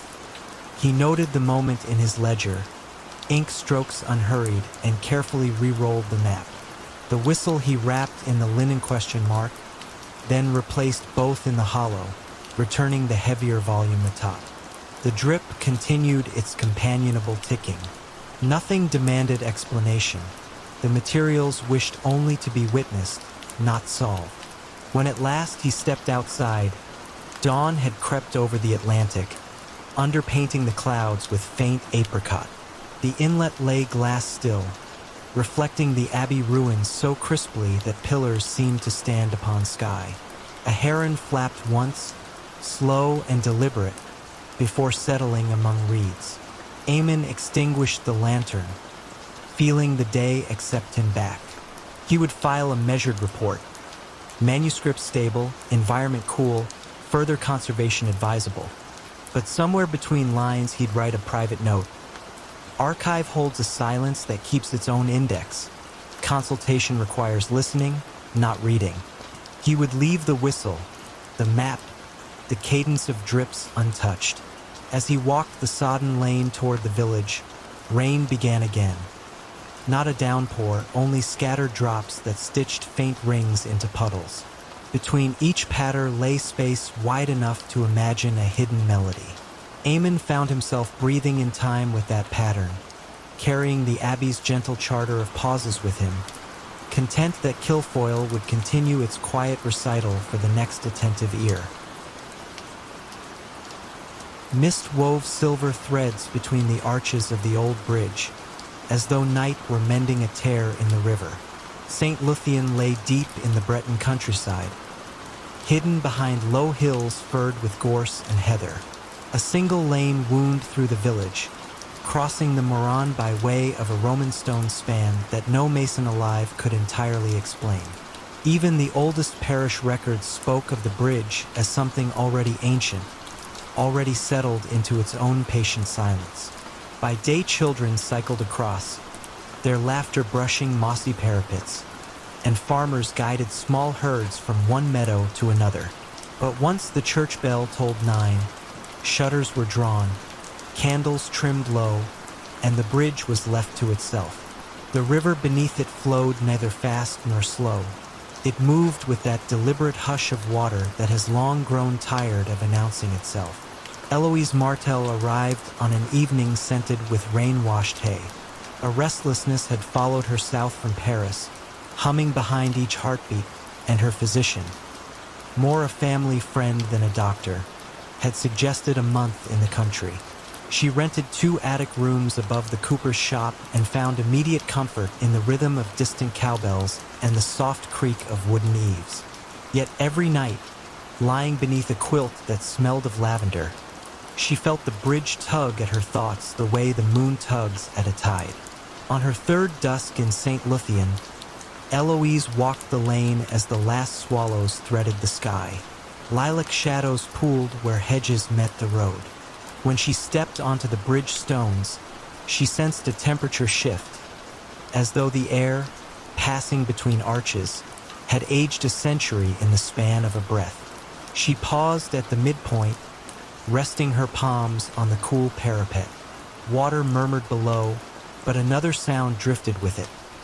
A faint tapping, rhythmic and measured, like a cane finding its path along flagstones.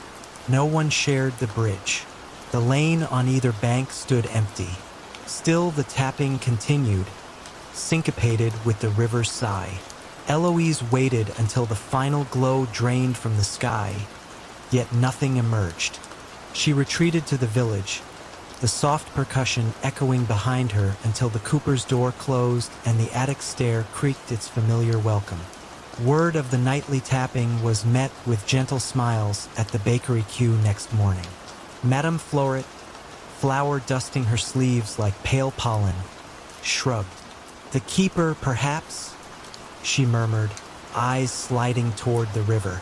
When Eloise asked who the keeper might be, the baker only folded another croissant into her bag and wished her a pleasant day of rest. Curiosity, once invited, grows quietly persistent. After supper, Eloise prepared a small thermos of mint tea, wrapped herself in a knitted shawl, and returned to the bridge before the bell marked 9. The sky was a quilt of indigo and pearl. She leaned against the upstream parapet and listened. At first, the river's low conversation filled every moment. Then, as the shadows deepened, the tapping began. 3 measured strikes, a pause, 2 softer ones, a longer pause, then the pattern repeating. Eloise closed her eyes and counted the gaps, feeling the cadence settle into her chest like a second pulse. With each cycle, an image formed of someone testing stone, ensuring its strength, keeping travelers safe. When she opened her eyes, the far end of the bridge showed a figure, scarcely more than silhouette, stooped slightly, a walking stick glinting as it met the flagstones. The figure moved with slow precision, tapping each stone, listening, then advancing. Instinct urged greeting, yet the hush of the river seemed to request patience. She watched until the keeper, she had already named the shape thus, reached the midpoint. There the figure paused, lifted a lantern so small its glow resembled a captured firefly, and bowed toward the parapet opposite Eloise. Though the gesture faced away from her, she felt acknowledged, even welcomed. The lantern dimmed, the tapping resumed toward the far bank, and fog gathered behind like a curtain drawing closed. Next morning brought mist that lingered until noon, leaving droplets on every cobweb strung between garden posts. Eloise visited the village archivist, Monsieur Brier, a gentle man who catalogued memories more than documents. Over herbal tea he recounted the bridge's whispered lore, that a mason named Desarn, having built the span centuries ago, vowed to return nightly until the stones admitted no weakness. Some claimed they had seen him at dawn, laying a hand upon the keystone, counting heartbeats against the river's current. "No story stays whole forever," Brier said, arranging fragile maps. "But the tapping, you heard it, yes? Reminds us the promise remains." His eyes, bright with quiet certainty, met hers across motes of dust dancing in sunlit ribbons. That evening, Eloise brought a notebook to the bridge. The sky had cleared, revealing a thin crescent moon pinned just above the hills. She recorded the tapping sequence, tracing each pause like notation for a lullaby. When the keeper appeared, she raised her hand in greeting. The figure halted. A pause, longer than the others, breathed between them. Then, with measured grace, the keeper lifted a second lantern from within his cloak and set it upon the parapet at arm's distance from Eloise. The glass sides glowed with a pearl-soft light, neither flame nor electric spark, but something steadier, as if distilled from moonrise itself. The tapping resumed and the figure receded into night. Eloise remained, the lantern casting quiet halos across the notebook pages. She sensed that removing it would be a breach of some gentle covenant, so she left it where it stood, the glow intact, and withdrew only when the church bell counted 10. Villagers noticed the lantern next day, its glow undiminished under sunlight yet somehow unobtrusive. Children traced their fingers over the warm glass. Adults crossed the bridge with respectful nods. No one moved it. By week's end, a second lantern appeared on the opposite parapet, twin in softness. Then a third at the southern arch. Each night, the keeper walked his vigil, ensuring every light was placed, every stone affirmed. Eloise's restlessness quieted. She found she could sleep with the window open, letting river hush and distant tapping guide her dreams. On her final night before returning to Paris, she visited the bridge one last time. The keeper waited at the midpoint, lantern raised.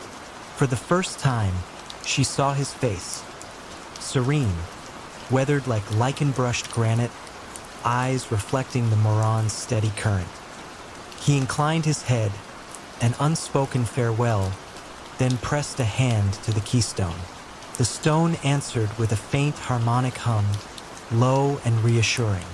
When Eloise left at dawn, mist coiled through hedgerows, and the lantern still burned, gentling the path for early shepherds. The tapping followed her a short way up the lane, then faded, as if acknowledging that stones and stories alike were sound beneath her feet. And so the bridge kept its promise, watched over by a presence as old as patience, while the river, forever passing under its arches, carried the secret onward in quiet, unbroken flow. The highland platform, half hidden by broom and heather, had not seen a scheduled arrival for 30 years, yet its timber beams still smelled of creosote and distant journeys. Wind slipped through broken panes in the signal box, carrying peat smoke from scattered crofts and the low murmur of the nearby lock. On most nights, only owls kept watch, but tonight an archivist named Noir stepped from a modest hire car, her breath hanging pale in the lantern glow. She had driven north at the request of the Rail Heritage Trust, tasked with surveying line records rumored to remain in the old parcel office. The work sounded straightforward, yet the letter hinted at something quieter. Unsent dispatches, perhaps, or manifests written in a hand no one could place. Nora enjoyed such gentle puzzles. She fetched her satchel, locked the car, and followed a gravel path softened by moss toward the waiting room door. The door yielded with a civilized sigh.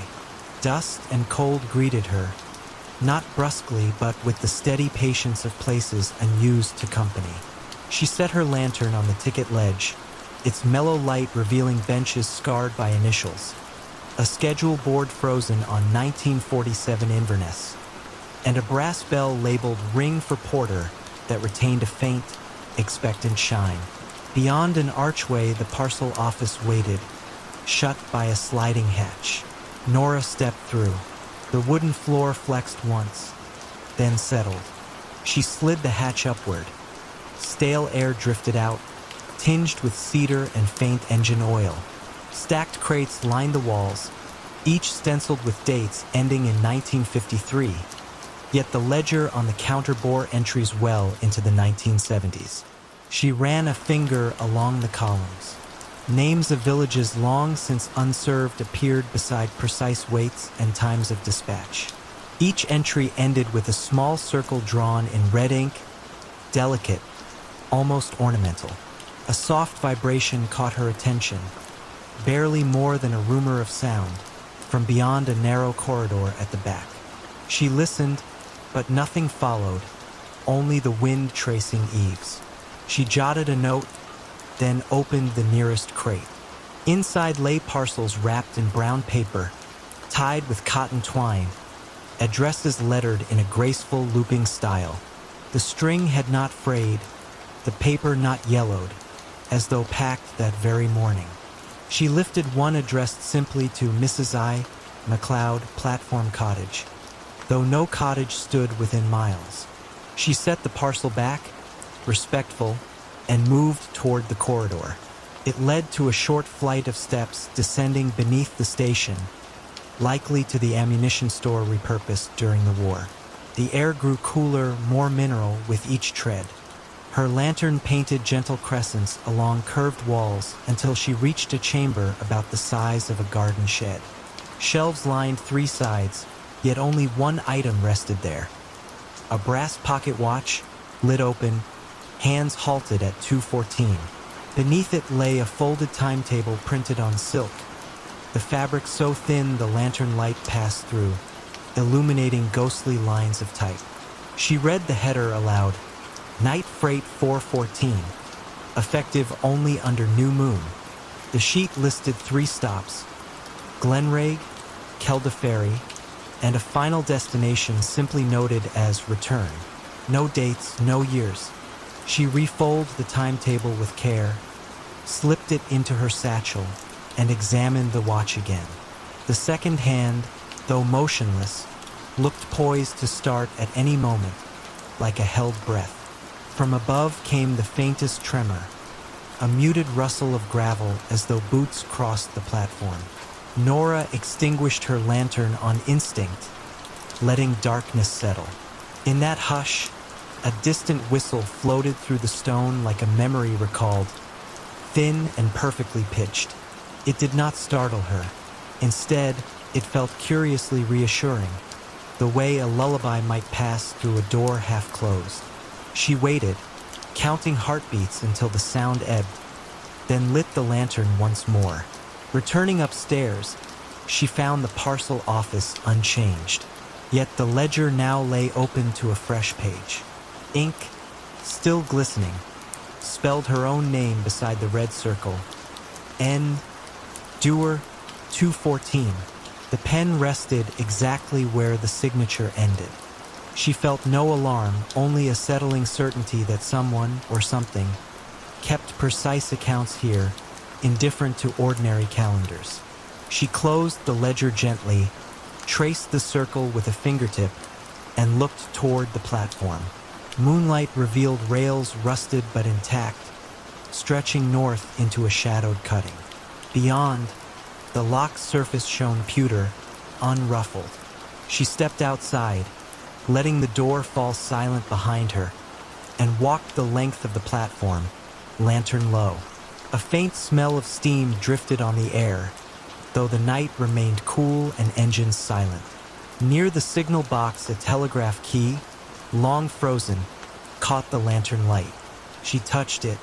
The lever moved with surprising ease, clicking once, then settling. At that instant, the rails vibrated, subtle, like catgut under a bough. Nora stood still, balanced between questions and calm. The vibration grew neither louder nor fainter, simply present, steady. She understood then that the station's task had never ceased. It had merely slowed its breathing, waiting for someone willing to listen. She returned to the waiting room, closed the parcel office hatch, and wrote a brief note for the trust. Records intact, parcels undisturbed, operations ongoing. She hesitated over the last word, then left it. On the ticket ledge, she placed the pocket watch, lid open, so that any who entered might notice the hands resting at 2:14. The lantern she extinguished, allowing starlight to drape the benches in soft silver. Outside, her car waited, engine still warm from the drive. She did not turn the key immediately. Instead, she sat with windows down, hearing wind, water, and only once, the faint chords of a diesel horn carried from somewhere beyond the ridge. It lingered, then faded like a story told just past waking. She smiled, started the engine, and eased the car back onto the single-track road, leaving Glenragh to its measured night. Behind her, the station lights, never wired to electricity, glimmered for a brief moment, as though a train had indeed pulled in and opened its doors. Then the glow receded, returning the platform to shadow and the ledger to its silent arithmetic. Nora drove on, feeling unhurried, sustained by an inexplicable certainty. Some journeys run best when timetables drift, and some packages arrive precisely when the world is most ready to receive them. Mist drifted through the firs in languid skeins, softening every branch and hush-worn path that wound toward the old courthouse on the ridge. Once a fashionable spa, the stone villa now stood empty, shutters drawn like sleeping eyelids, its mineral springs long cooled. Tonight the air tasted faintly of pine resin and distant thunder, though no storm threatened. A single lantern bobbed along the track, carried by Matthias Engel, a translator sent to examine trunks of correspondence left behind by the last proprietor. His coat gathered droplets of mist as he climbed, yet the quiet held him lightly, as if the forest itself wished him gentle passage. At the wrought iron gate the hinges sighed, then accepted his push without protest. Ivy shivered across the rails, releasing the scent of damp earth. Inside the courtyard, gravel crunched underfoot in a rhythm that matched the faraway clock. For steps, a pause, another 4. Windows above showed neither candle nor reflection, yet Matthias imagined someone observing, not with eyes, but with the slow, patient awareness of a place remembering its purpose. He placed his lantern on the veranda rail, withdrew the brass key entrusted to him, and unlocked the oak doors. The entrance hall greeted him with cool mineral air, like the echo of bygone baths. Long mirrors lined the walls, their silvering clouded to soft pewter. Between them hung pastel murals depicting mountain springs, each scene framed by curling acanthus leaves. Colors, though faded, still carried a quiet glow. On the mosaic floor, a map of the region spread underfoot, its river tiles glinting whenever the lantern swung. Matthias paused, letting the Kelbach stream at his bootside glimmer blue for a heartbeat before continuing toward the writing room indicated on his instructions. The room waited at the far end of a corridor, door ajar. Shelves embraced 3 walls. On the 4th, tall windows overlooked the valley, panes fogged by the night mist. A mahogany desk, polished to a muted sheen, held a single oil lamp already lit. Matthias frowned gently. No caretaker was scheduled for another day, but he felt no alarm. The flame wavered once, then steadied, bright enough to read without harshness. Beside the lamp rested a wooden crate filled with letters, each envelope edged in pale green. The topmost bore no address, only a wax seal impressed with a tiny water droplet. He opened it with careful fingers. Inside lay a folded sheet and 3 words in delicate script. Wait for silence, nothing more. He set the note aside, removed his notebook, and began cataloging dates and handwritings. French, Hungarian, occasionally archaic German, each mentioning the listening spring in passing, as though all correspondence took the phrase for granted. Outside, the village clock chimed again, 9:30. Its tone softened by distance and woodlands. As the last vibration faded, something within the villa answered. A faint gurgle, like water shifting through hidden pipes. The sound traveled under the floorboards, paused beneath the writing room, then hushed. Matthias inclined his head, recognizing a pattern akin to breath. Inhale, hold, exhale. He remembered the note's instruction and set his pen down. He closed his eyes. The villa's hush deepened, settling around him like wool. Somewhere in that woven quiet he discerned a whisper, too low for words, but shaped like language nonetheless. It moved through the shelves, brushed the lamp glass, glided along the ceiling moldings, then found rest at the desk's edge. When he opened his eyes, a fresh envelope lay atop the crate. Wax still gleamed liquid. He opened it. This time, the paper held a short passage in fluid French. Consult the map beneath the mirror when the spring speaks twice. Beneath the text, someone had drawn a simple symbol, a circle split by a wavy line. Matthias turned the page. The reverse was blank but faintly damp, as though dipped in cool water seconds before. He slipped the note into his pocket. The hallway mirrors awaited, surfaces smudged by decades. He approached the largest, lantern lifted. Beneath its frame, just visible through a film of dust, lay a hinged panel no broader than a palm. He pressed gently. The panel slid aside to reveal a recessed niche containing a folded cloth map. Its linen surface felt chilled, almost freshly laundered, though the ink bore a century-old hand. The wavy line bisected the central circle, identical to the symbol on the note. At its center, a dot glowed faintly, phosphorescent paint, still alive after so long. As Matthias studied the mark, the water gurgle returned, two gentle surges rising from the floorboards as if the house were clearing its throat. He pictured subterranean channels, springs still pulsing beneath stone and tile, keeping faith with their origins. According to the map, a staircase at corridor's end led downward to a small pool once reserved for hydrotherapy. Lantern held steady, he followed. The stairs descended in even spirals, walls cool and damp. At the bottom, a vaulted chamber opened, lit by neither lamp nor window, yet possessing a tender glow from mineral veins within the stone.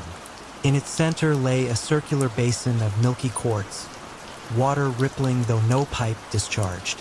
The surface quivered as he approached, sending rings outward in courteous greeting. He knelt, hearing again that soft, near-speech cadence, a consonant of water, a vowel of air. Remembering childhood folklore, he whispered a simple salutation. The ripples slowed. Within their concentric echoes he glimpsed reflections, not of himself, but of long-ago bathers easing into the same pool, their faces peaceful, listening. The image faded, leaving ordinary water awaiting the next ripple. Matthias dipped a fingertip. The temperature proved neither cold nor warm, but precisely like human skin, erasing boundary between observer and source. He returned upstairs carrying only the memory of that touch. The writing room remained unchanged save for one detail. The oil lamp, nearly spent, cast a dimmer halo. On the desk lay a final envelope. He opened it to find a line in English this time, printed rather than written. Catalog complete when the listener is heard. Beneath, a drop of quartz dust glimmered, echo of the basin below. Matthias packed the letters carefully, noting their order, then extinguished the lamp. As darkness settled, the villa sighed, satisfied. He stepped onto the veranda. Dawn's first gray hinted behind the pines, and the air, though unmoving, carried the faintest murmur. Two pulses of the hidden spring, answering one another beneath layers of earth and time. He closed the gate without hurry, lantern now dark. In the valley, the village clock marked 6 o'clock, each chime tempered by morning mist. Between the strokes lay wide, lucid quiet, reminding him of the basin's calm skin. He walked downhill, heart eased into that cadence. Behind him the courthouse waited, listening still, its limitless correspondence at last entrusted to someone who understood that some archives speak not in words, but in the slow, gentle grammar of water and pause. The 11:47 train to Nowhere arrived every night at the abandoned Millfield station, though the tracks had been removed 20 years ago. James Crawford first heard it during his third week as night security guard at the old railway depot. The building had been converted into a cultural center, its waiting rooms transformed into gallery spaces and its ticket office into a coffee shop that served commuters who now traveled by bus and car. The sound began as a distant whistle, lonesome and clear in the midnight air. Then came the rhythmic chatter of wheels on rails, growing steadily louder as the phantom locomotive approached the station. James could hear the hiss of steam brakes, the mechanical sigh of doors opening, the shuffle of passengers boarding and alighting. By the time James reached the platform, the sounds had faded. All that remained was the empty space where tracks had once carried trains to destinations throughout New England. Weeds grew between the old railroad ties that had been left as a historical display, and the platform stretched into darkness under stars that reflected off rails that were no longer there. James mentioned the phantom train to Margaret Ellis, the Cultural Center's director, during his first weekly check-in. "Oh yes," Margaret said, not looking up from the grant application she was reviewing. "That would be the 11:47. Quite a few people have mentioned hearing it over the years." "You don't seem surprised." Margaret set down her pen and regarded James with the patient expression of someone who had fielded this question many times before. "This station served the community for over a century, James. Some habits die hard, but there are no tracks anymore." "No," Margaret agreed. "There haven't been tracks since the line was discontinued in 2003, but the station remembers its purpose, and apparently so do the passengers."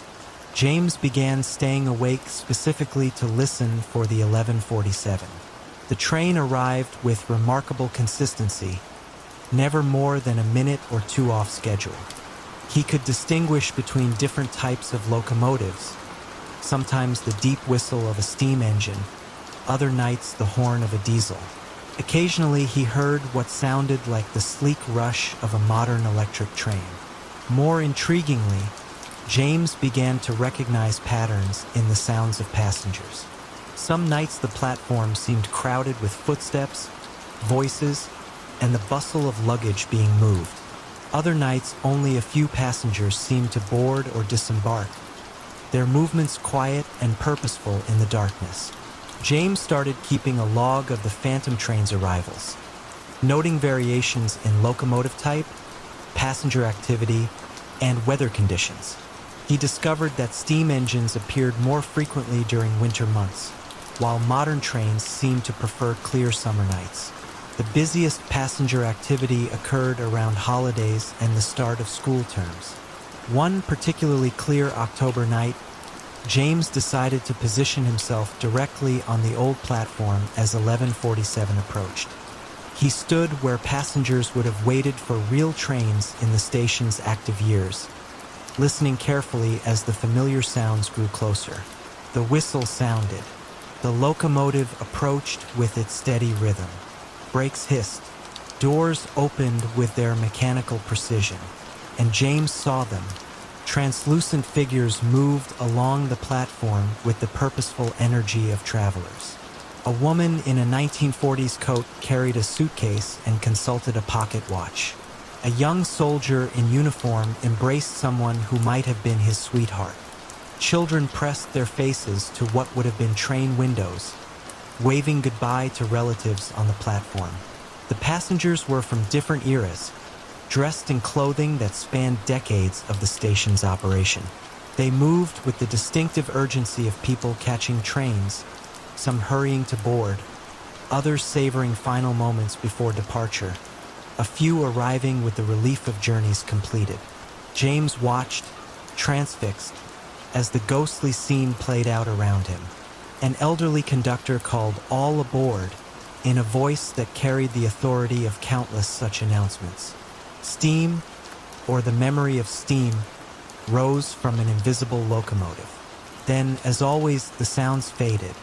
The platform returned to its empty present, and James stood alone under the stars with only the gentle sound of wind moving through the trees that had grown up along the old right-of-way. The next morning, James visited the local historical society to research the station's past. He learned that Millfield Station had been a crucial stop on the route between Boston and Montreal, serving not just daily commuters, but also vacation travelers heading to lake resorts and ski areas. Soldiers had departed from this platform during 2 world wars. Children had arrived each summer to spend vacations with grandparents in the countryside. Mrs. Dorothy Harrison, the Historical Society's volunteer curator, showed James photographs of the station in its prime. The images captured exactly what he had witnessed the night before, the same purposeful energy, the same mix of departure and arrival, joy and sadness that characterized all train stations. People formed deep attachments to this place, Mrs. Harrison explained. For many families, it was where they said hello and goodbye to the most important people in their lives. That kind of emotional significance doesn't just disappear when you remove the tracks. He started greeting the phantom passengers during their nightly arrival, offering a respectful nod to conductors and a gentle word to children who seemed nervous about their travels. The ghostly figures began to acknowledge his presence in return. A tip of a hat, a smile, a wave from a train window. Some nights, when the platform was particularly crowded with travelers from across the decades, James would hear conversations that spanned generations. The 11:47 train, James realized, was not really going to nowhere. It was going to everywhere and everyone that mattered to the people who had once depended on this station for connection to the wider world. It carried passengers not to geographical destinations, but to the moments and relationships that had defined their lives. On quiet nights when few phantom passengers appeared, James would sometimes hear the train slow down as if the conductor was checking to see if anyone needed to board. In those moments, James understood that the 11:47 was an invitation, a reminder that some journeys transcend the physical world, and that the most important destinations are often found not in distance traveled, but in the depth of connection between hearts that refuse to let go of what matters most. The cultural center thrived in its renovated station, hosting art exhibitions and concerts that filled the old waiting rooms with new life. But every night at 11:47, the building remembered its original purpose, welcoming passengers whose love for this place and each other had made them eternal travelers on railways. The music began exactly at midnight, drifting through the stone corridors like a memory made audible. Dr. Helena Voss first heard it on her 3rd night working alone in the Bodleian Library's restricted archives. She had taken the position in Oxford to catalog a recently donated collection of medieval manuscripts. The work required after-hours access when the main library was closed and the ancient building settled into its nighttime stillness. The melody was faint but unmistakable. A single voice, unaccompanied, singing what sounded like a medieval plain chant. The notes seemed to echo from somewhere deep within the building's maze of storage rooms and forgotten chambers. Helena paused in her work, listening. The voice was beautiful but melancholy, carrying words in a language she couldn't identify. After several minutes, the singing faded away, leaving only the familiar whisper of the heating system and the distant sound of Oxford's late-night traffic. She mentioned the music to Dr. Pemberton, the head archivist, the following morning. He looked puzzled, adjusting his wire-rimmed glasses in the way he did when confronted with something unexpected. Music? At midnight? He considered this carefully. These old buildings do strange things with sound. Pipes settling, wind in the ventilation systems. The acoustics can play tricks. But Helena knew the difference between mechanical sounds and human voice. The melody had been too pure, too intentional to be anything but deliberate music. The singing returned the next night. This time, Helena left her workstation to investigate. She followed the sound through corridors lined with centuries-old books, past reading rooms where scholars had pondered manuscripts by candlelight long before electricity illuminated their work.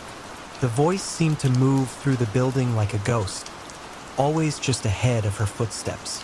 When she paused to listen more carefully, it would fade. When she resumed walking, it would return, leading her deeper into sections of the library she hadn't yet explored. Helena found herself in a circular room she had never seen before. Ancient wooden shelves curved along the walls, filled with manuscripts bound in cracked leather and vellum.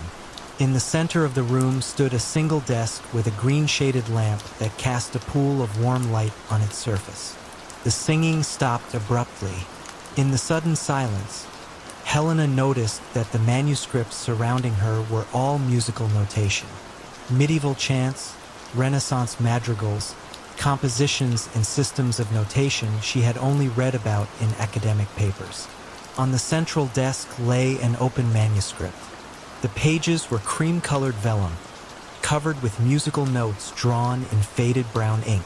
At the top of the page, written in elegant Latin script, were the words Cantus Memoriae, Song of Memory. Helena approached the desk carefully. The manuscript was clearly medieval, possibly 13th century. The musical notation was beautifully illuminated with tiny painted flowers and birds that seemed to dance between the staff lines. But what struck her most was the condition of the pages. Despite their apparent age, they showed no signs of deterioration. No foxing, no brittle edges, no fading of the illuminations. She photographed several pages with her phone, intending to research the piece later. But when she reviewed the images the next morning, they showed only blank vellum. No musical notation, no illuminated decorations, nothing. Helena returned to the circular room the following night. This time she brought proper archival photography equipment. But when she reached the place where the room should have been, she found only a storage closet filled with cleaning supplies. She spent hours retracing her steps, exploring every corridor and chamber she could access. The circular music room had vanished as completely as if it had never existed. The midnight singing continued night after night. Helena began to recognize recurring melodic phrases, patterns that suggested this was not random vocalization but a complete, structured composition. She started bringing a small recorder to work, hoping to capture the music for analysis. The device picked up only silence, even when the singing was clear and distinct to her ears. Helena delved into the history of the Bodleian Library, searching for any reference to musical manuscripts or mysterious phenomena.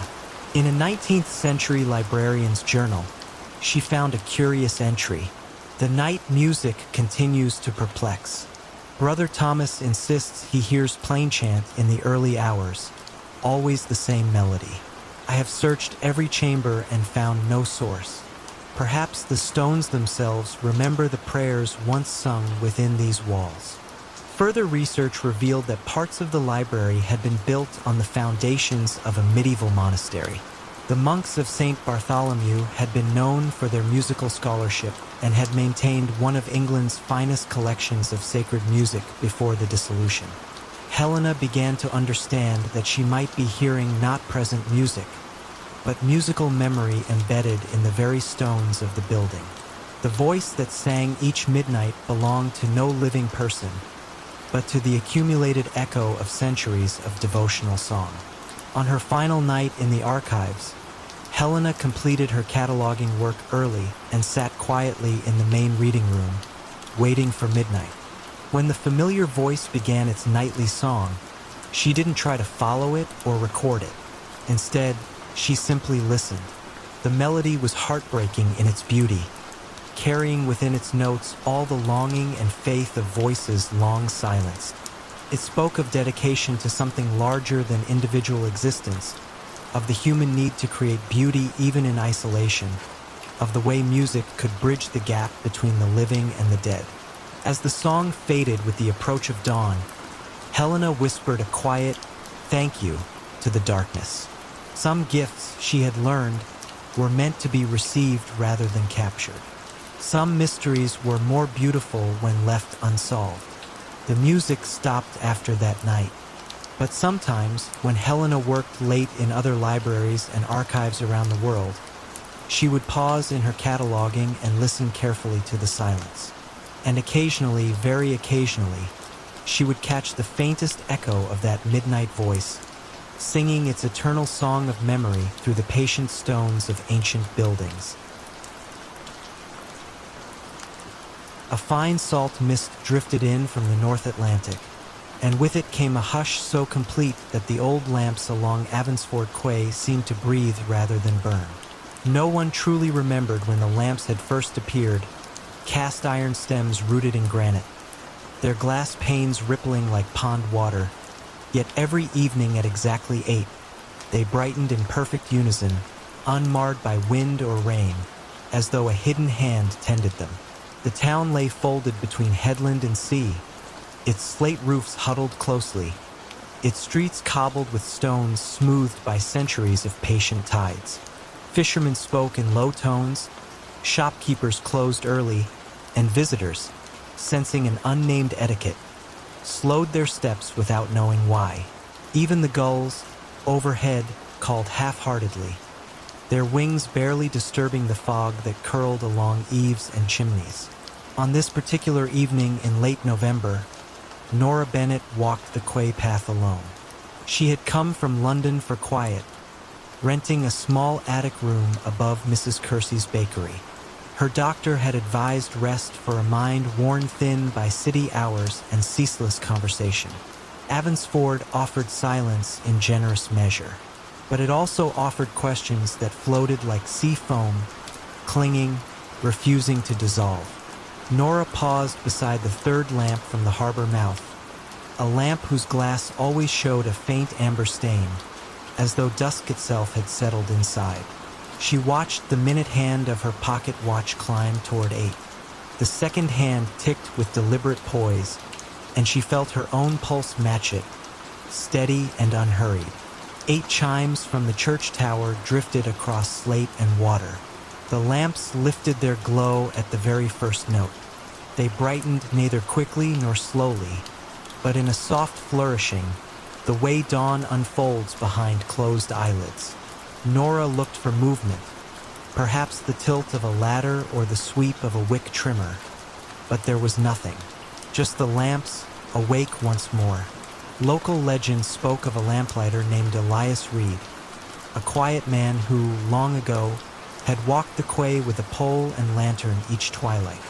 After 40 years of service, he had vanished on a winter's night, leaving his pole beside the harbor steps and his lantern dark. The lamps, townsfolk claimed, had kindled themselves ever since, following some covenant of loyalty. Children retold the tale in whispers at school, their eyes widening as clouds rolled in earlier each afternoon.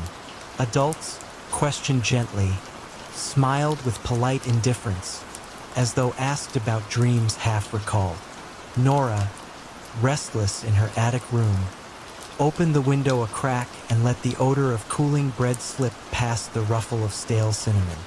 She unfolded sheets of hotel stationery and wrote observations, dates, times, the hue of the sky at each lighting, the order in which gulls settled upon the quay rails. Each note steadied her, the way arranging seashells along a sill can soothe wandering thoughts. But a question throbbed beneath her careful catalog. What might happen if a lamp were removed? Would the remaining lights falter, or would they burn on, indifferent? One midnight, wrapped in a fisher's wool coat borrowed from an unguarded peg, she carried a small stepladder to the farthest lamp, the one closest to the abandoned cannery. The moon hung low, polished by cloud. She climbed, hands trembling more from hush than cold. With a soft click, she lifted the latch that held the glass pane. The metal was neither warm nor cool. It felt like stone submerged in deep water. Inside, no flame danced. Instead, a pearl-colored glow spread evenly, as though the air itself carried light. She reached with gloved fingers, intending to cup the glow and learn its weight. But the moment her hand crossed the threshold, the light receded, contracting to a single point. It hovered, quivering, no larger than a pinhead, then slipped past her wrist into the night. It floated upward, joined by a second point from the next lamp, then a third, until 10 tiny lights drifted above the quay like dandelion seeds. Down below, the iron posts emptied, the glass panes darkening to mirror the sea. Nora descended, every plank beneath her boot drawing a hollow tone from the pier. A wind bowed through the alleys. Shutters tapped. The church clock, unbidden, chimed once, though the hour was neither whole nor half.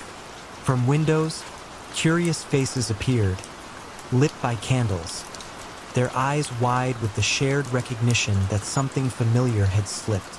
The points of light gathered at the harbor mouth, arranging themselves in a slow spiral. Their brightness did not glare. It soothed, like the reflection of stars on gentle water. They turned, drifting seaward, until the fog swallowed them. And with their leaving, darkness folded itself over Avansford, deeper than any resident could recall. In the days that followed, shops remained closed. Boats stayed moored, their prows rocking in tides that seemed hesitant. Children, waking early, asked parents why the sky felt heavy. Mrs. Kersey, flower upon her sleeves, found Nora's attic room vacant save for neatly stacked notes and an unfinished letter addressed to no one. The lamps choose their hour, the sea its witness. I only opened a door already ajar. By the end of the week, townsfolk returned to routines, though slower now, measured. Someone installed new electric fixtures along the quay, powered by hidden cables and sturdy switches. They shone adequately practical and pale. Yet each evening at 8, just as the modern bulbs warmed, a faint shimmer danced upon the horizon, as though 10 silent lanterns still lingered beyond sight, guiding something home. No one spoke of Elias Reed, nor of Nora Bennett. Yet a gentle reluctance filled every twilight, a pause in conversation, a collective breath held between waves and stone. The quay remained solid as ever, but the air around it felt thinner, expectant. And in that expectant hush, the town of Avansford discovered a new kind of quiet, one layered with the memory of lamplight, drifting somewhere out at sea, promising return yet offering only the calm ache of wondering. A soft green light pulsed beneath the fog, like an echo seeking its original sound. Clonfert lay on Ireland's western rim where peat-scented fields dropped into the Atlantic, and the only building braving the cliff edge was an abandoned signal house, once the terminus of an undersea telegraph cable that carried news between continents. The cable had long fallen silent, but villagers still spoke of faint glimmers at the cliffs on moonless nights, as though messages persisted even after words were forgotten. Hannah O'Shea arrived in late March, carrying a thermos, a sketchbook, and the quiet intention of avoiding her city inbox for as long as coastal weather allowed. She rented a stone bothy half hidden by thrift and heather. Each morning brought gull cries stitched to wind. Each evening, the distant hum of waves rearranging shingle. The rhythm softened the tightness behind her eyes quicker than any doctor's advice. On her third dusk, as mist folded over the fields like a linen sheet, Hannah followed a sheep path toward the cliff. The signal house appeared gradually, square, stout, its granite blocks marbled with lichens the color of old copper. She pressed a palm to the wooden door. It moved inward with surprising ease. Inside, salt air lingered, mingling with an undernote of beeswax, as though someone had recently tended a quiet ritual. A single brass instrument remained, the old tape receiver nailed to the far wall.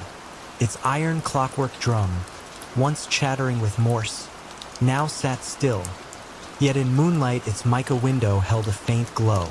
Beneath the drum lay a wooden spool, and on that spool, improbably, rested a fresh length of paper tape, blank and unwound. Hannah touched the edge. The paper felt warm, as if cupped moments earlier.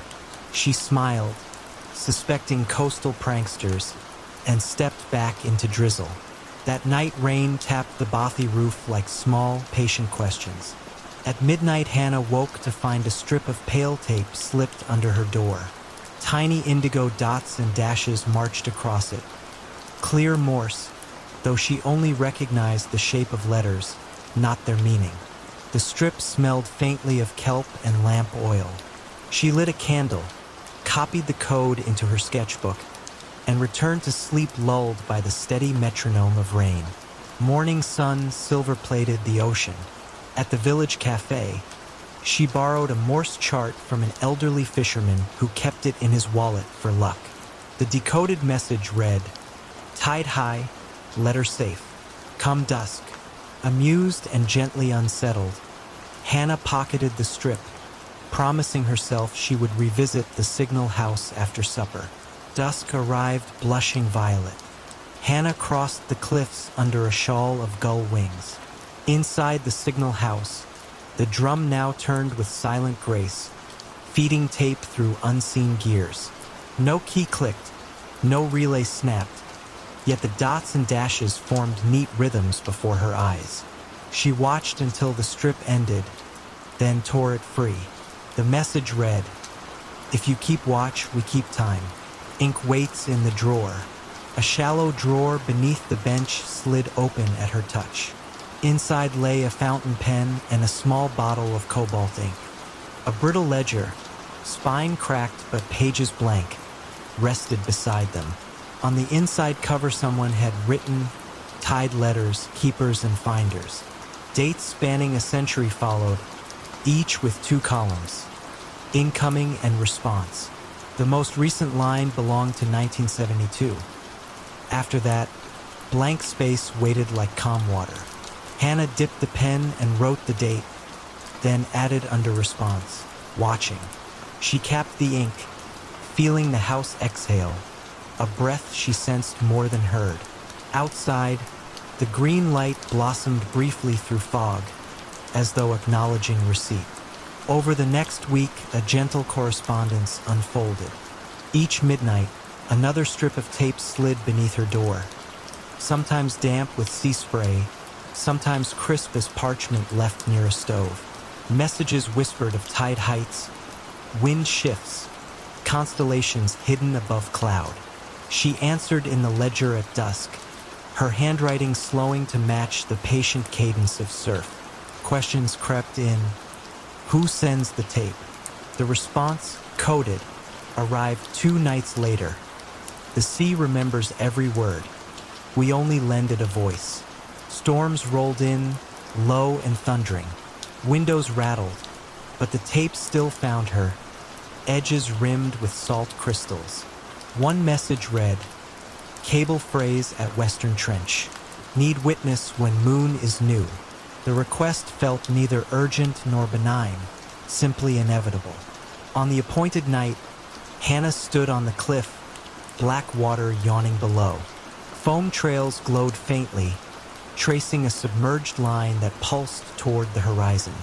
For one long moment, she sensed the cable itself breathing, fibers straining to share weight it could no longer keep secret. Then darkness settled back, and she returned inland carried by the hush of knowledge too deep for words. Her ledger reply was short, witnessed, hold steady. After the storm season broke, tourists began to trickle through the village, their chatter bright and quick. Hannah knew her leave would soon end. She walked to the signal house for a final dusk visit. The tape drum sat idle, its mica window dim. In the ledger, beneath her last entry, new ink glistened. Time turns, tide returns, keep the door unlatched. She added beneath, door unlatched. Thank you for the quiet.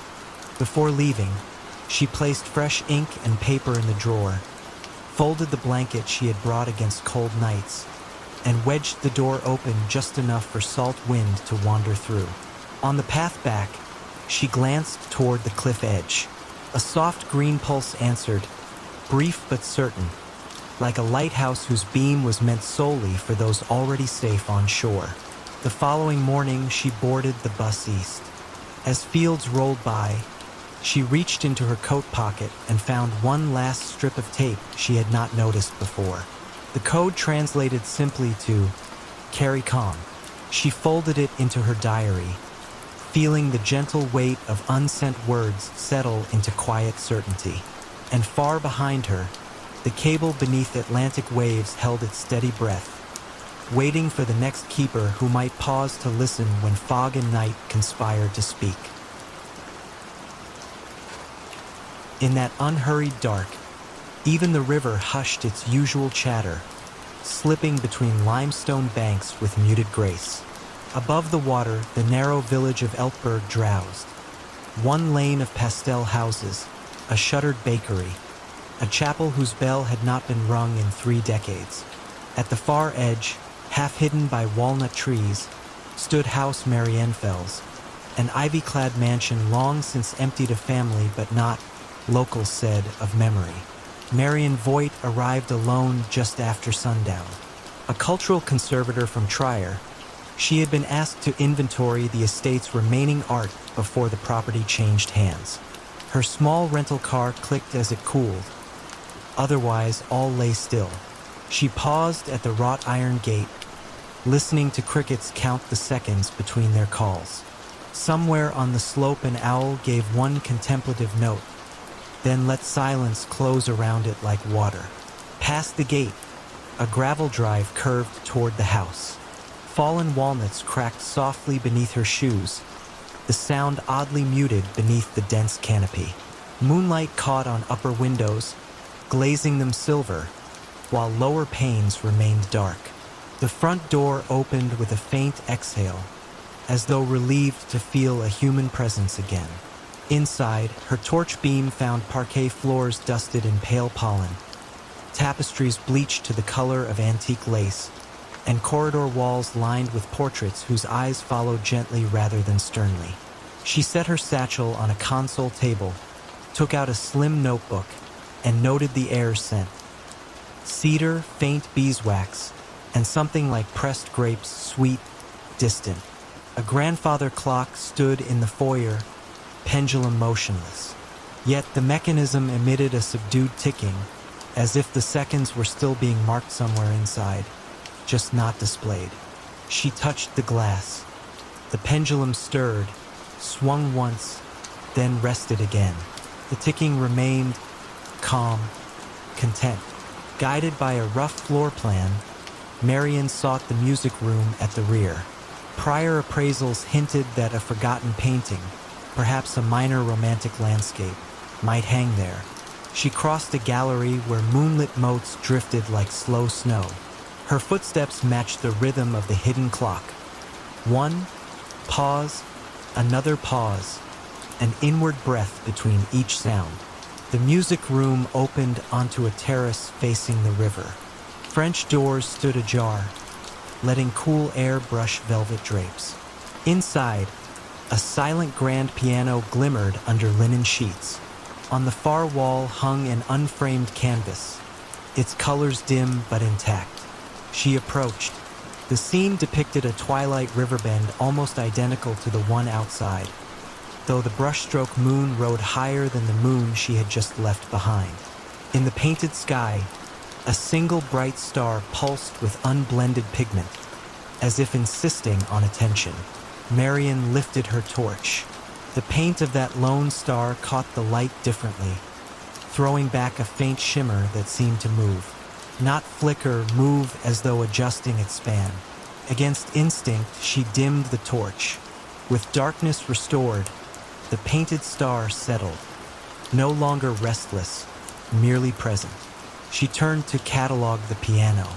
When she lifted the sheet, a mild chord whispered from within, produced by no visible hand. The strings, long untuned, resonated just enough to form a suggestion of sound. For notes rising, pausing, then descending. She felt no jolt of fear, only a gentle beckoning, like someone inviting her to recall a melody half forgotten. From the hallway, that subdued ticking grew clearer, though no hour struck. She checked the foyer clock again, pendulum still, yet the house maintained its pulse, soft, generous. She wrote in her notebook, "Time here seems shelved, but not stopped." On the landing above, a corridor ran toward the estate's small observatory tower. Previous caretakers had reported nothing of interest there, but the subtle half-sound from the piano inclined her to explore. She climbed the staircase, each step flexing under old timber's sigh. At the top, a stained glass window cast dappled moon shapes onto the floor. They shifted slowly, not like ordinary light, but more as if the window itself breathed through color. The observatory door yielded to a gentle push. Inside, dust lay untouched on a brass telescope capped and lowered. Yet a single chair faced away from the instrument, positioned instead toward a narrow internal window that overlooked the music room below. Marian crossed to it, feeling the ticking deepen into her bones. Through the window she saw the painting again, and now the painted star glowed a shade warmer than before, pale gold rather than frosty white. Beside the chair, a small writing desk held an open diary.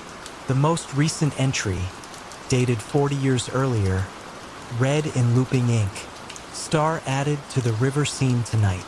Will align paint to sound. Waiting for the house to accept the tempo." No signature. A blot of ink followed, like a final breath caught on paper. Marian sat, letting her pulse slow to match the house's. Below, the moonlit terrace remained empty. The river glimmered like liquid pewter. From the unseen piano rose the same four notes, slightly surer now, their decay lingering a heartbeat longer. The painted star brightened in sympathy, then dimmed, as though pleased at being heard. She understood then that House Marienfels was still composing something unfinished. A harmony between clock, canvas, and chord, each element waiting decades for a listener willing to measure the pauses. She had no role but to notice. Gently, she closed the diary, left everything untouched, and descended the stairs. In the foyer, she set her notebook beside the grandfather clock and wrote only one line. "Artwork and instruments stable. House continues its slow duet with silence." She replaced the slip and felt the ticking fade, satisfied with acknowledgement. Outside, vineyard rows stretched in moonlit terraces, leaves stirring with barely a sound. As Marian latched the gate, the unseen clock gave a single, perfectly clear tick that reached her across the drive. Nothing else followed. The owl hooted once, echoing that lone beat, then settled into quiet. She walked toward the inn at the village edge, gravel crunching softly, heart paced to the river's measured flow. Behind her, House Marienfels receded into walnut shadows, still painting its night, still teaching its forgotten piano to breathe between notes, still keeping time without hands, content that someone had paused long enough to feel its gentle pulse. A single lamp glowed in the valley like a winter star that had lost its sky. Kittredge Hollow, tucked between low ridges of the Catskills, rarely troubled anyone's maps. Yet each December the snow arrived with almost ceremonial devotion, blanketing clapboard porches, swallowing fences, and muffling even the creek that traced the main road. At the very center of the village stood a narrow brick building once labeled telegraph and post. The telegraph line had long since sagged into the trees, but the post office endured in the hands of Robert Finch, a spare man with silver-rimmed spectacles and the patience of weathered stone. 6 days a week he turned the brass key in the door, sorted the few envelopes that came, and brewed chicory coffee whose aroma drifted through the slot blinds like a quiet promise. Whenever storms blocked the mountain pass, Deliveries ceased, yet Robert kept his ritual. He unlocked the wooden pigeonholes, dusted counters, and listened to the clock that chimed half hours with a timber-soft note. Villagers said the postmaster was not keeping time so much as keeping company with time, making sure it did not feel abandoned during the long white months. On the first Thursday of Advent, the snow deepened beyond the wheel ruts, and the mail truck expected from Kingston did not appear. Twilight found Robert alone in the small lobby, candles lit along the windowsill, gold wax catching the dusky hush. He prepared to close when he noticed a letter lying on the floor just inside the slot. No footsteps outside, no telltale thunk of the lid. The envelope was cream, edges deckled. The address written in ink the color of spruce needles. To the resident of the postmaster's chair, Kittredge Hollow, where the mountains listen. There was no stamp, no return. The paper felt faintly warm, as if it had slept in a pocket close to a hearth. Robert slit the flap with his bone knife and withdrew a single page. The pass is closed, yet certain words must still find their way. At midnight, unlock the back door. Leave the lamp lit. Receive what comes with quiet hands. No signature followed, only a hand-drawn sigil of a snowflake encircling a compass rose. Robert recalled no such emblem from any postal ledger. Still, the language bore the courtesy of seasoned correspondence, and courtesy, to him, was reason enough. He stoked the iron stove, then arranged a lone chair beside the service counter. Snow ticked against the windows like soft chalk on slate. The village beyond lay dark except for porch lanterns swallowed in drifted collars of white. Minutes, then hours threaded past. The clock chimed 11:30, its note swallowed almost before it could fade. At precisely midnight, Robert rose, crossed the sorting room, and lifted the latch of the rear door. Cold air folded inward, carrying a scent of pine sap and distant wood smoke.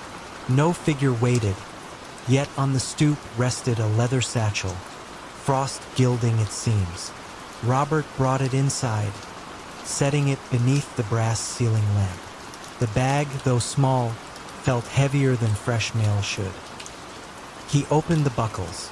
Inside lay dozens of envelopes, each addressed in the same spruce ink hand, destinations ranging from cottages along the valley to outlying farms seldom seen until spring thaw. He checked the dates, none bore one. In the stamp's place, each envelope carried that snowflake compass sigil. Robert sorted them methodically into pigeonholes, finding enough letters to fill every slot, even those owners long since moved away or passed on. He hesitated over those names, yet custom compelled him. Mail must be delivered, or at least offered the chance. Only when the last envelope found a home did he notice a second compartment in the satchel. There, tucked like a final thought, waited a journal bound in gray linen. The first entry read, "I trust the Hollow's keeper of messages will honor the covenant. Winter is a boundary. Words are bridges. Guard them until the thaw." Subsequent pages listed dates stretching back 50 winters, each with notations of storms and deliveries made despite them, always at midnight, always without witness. The most recent line left a space for the present year. Robert closed the journal slowly. A hush settled so deep he heard the tick within the clock's gears. A small heart braving cold silence. Morning raised a brittle blue light over snowdrifts sculpted into sleeping giants. Villagers arrived on sled or snowshoe, expecting emptiness, and found instead every pigeonhole filled. Abigail Marsh, whose husband had ventured west 2 winters ago, opened an envelope and gasped at the neat paragraphs inside. News of safe passage across the plains, a promise to return come spring. Old Mr. Calder received schematics for a windmill he had dreamed of building before his joints stiffened. Even the abandoned box labeled Hopewell Cabin, empty for 20 years, contained a letter for its last occupant, penned in a child's uncertain script, saying simply, I remember the lilacs. Throughout the day, a gentle, awe-threaded conversation. How had the mail arrived? Who braved the pass? Robert only smiled, handing out envelopes, offering no theory beyond the fact that messages, like seeds under snow, found their moment to rise. That night, after locking the front door, he opened the journal and inked the date in the waiting space. Beside it he wrote, "Received and entrusted, bridges intact." Then he closed the volume and replaced it in the satchel, now empty of letters but ready for another season's cargo. Snow continued for 6 more weeks. The official postal route remained impassable. Yet every dusk, footprints appeared behind the brick building, single strides, evenly spaced, leading to the door and vanishing again beyond the elms. Robert never heard them arrive, never caught a silhouette against the lantern light. Still, on his desk he occasionally found an empty mug, faint steam curling as though shared hospitality needed no words. When equinox neared and the pass finally opened, the first Kingston truck rolled into the hollow. The driver remarked on tidy stacks of outgoing mail waiting in the crate. Responses penned through darkest winter, dreams wrapped in paper, ready for the wider world. He asked how Robert kept spirits lifted while the valley lay cut off. "We were never truly cut off," Robert said, sealing a last canvas sack. "The roads we travel aren't always marked on maps." Spring loosened the ridge shadows, creeks rushed with newfound voice, and the satchel rested once more behind the sorting desk, patient as seed in soil. Robert polished its buckles, then dimmed the lamp, confident that when snow returned and midnight called, the unseen courier would keep faith, riding the silent pass where mountains listen in words, unlost, glide over drifts like sparrows searching out old roofs. Every postcard in Millfield's general store showed a town that didn't quite exist. Sarah Chun discovered this during her first week as the town's new librarian. She had stopped at Henderson's general store to buy stamps and noticed the rotating rack of postcards near the register. The images were beautiful Main Street bathed in golden autumn light, the old covered bridge reflected in still water, children playing in Memorial Park under trees heavy with snow. But something was wrong with each picture. The church steeple was too tall. The bridge had an extra arch. The park contained a gazebo that Sarah had never seen in her daily walks through town. "These are lovely," she told Mrs. Henderson, holding up a card showing the library where she now worked. In the image, the building had ivy climbing its walls and a garden full of flowers that didn't exist in reality. "Oh yes," Mrs. Henderson said, adjusting her reading glasses. "Mr. Garrett paints them himself. Been doing it for 30 years. Comes in every few months with a new batch." Sarah examined the postcard more closely.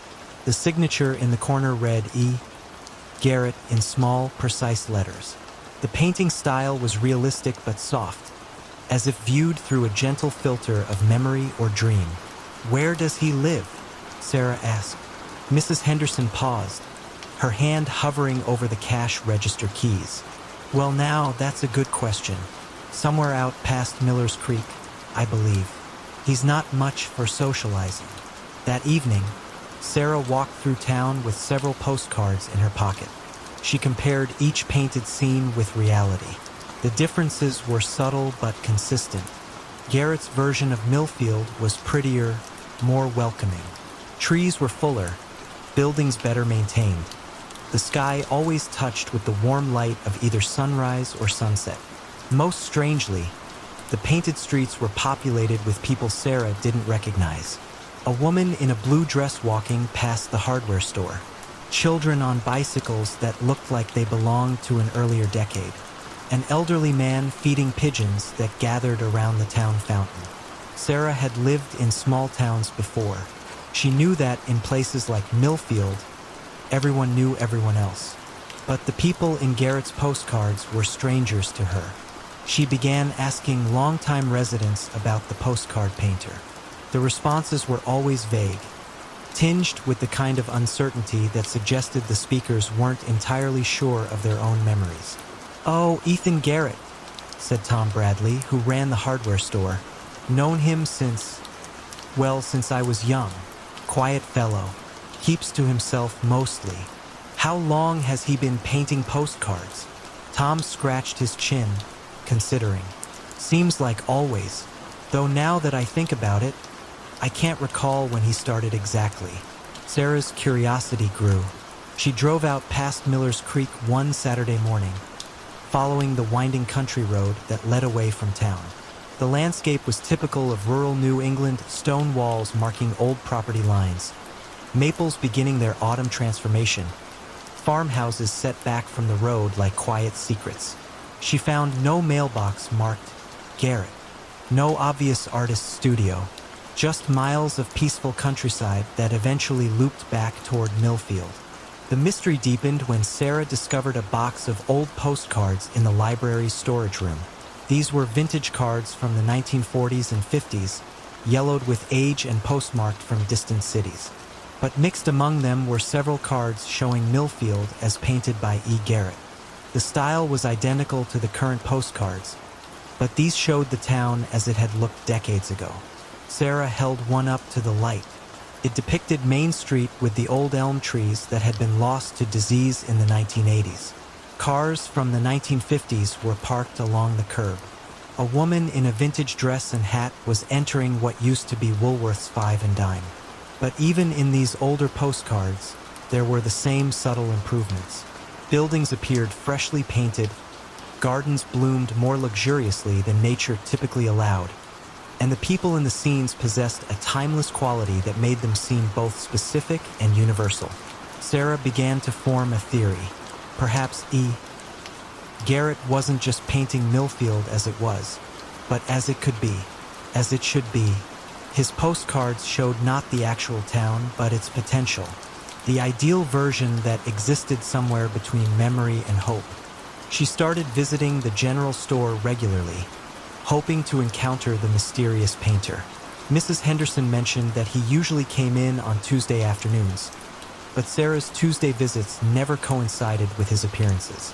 One October evening, as Sarah was closing the library, she noticed a figure standing across the street. An elderly man with gray hair and a worn canvas jacket was studying the building intently. In his hand, he held what appeared to be a sketchbook. Sarah stepped outside, but when she looked again, the man was gone. In his place was only the lamppost casting its circle of yellow light on the empty sidewalk. The next week, a new batch of postcards appeared at Henderson's store. Among them was one showing the library on a crisp autumn evening. In the painted scene, warm light spilled from every window, and a figure could be seen in the doorway, a woman with dark hair wearing a red scarf. Sarah recognized herself, but improved somehow. In Garrett's version, she looked more confident, more at home. The library behind her seemed more welcoming, more alive than the sometimes lonely building where she actually worked. She bought the postcard and kept it on her desk. Sometimes, on quiet afternoons when the autumn light slanted through the library windows just right, she would look at the painted version of herself and wonder if E. Garrett painted not just places, but possibilities.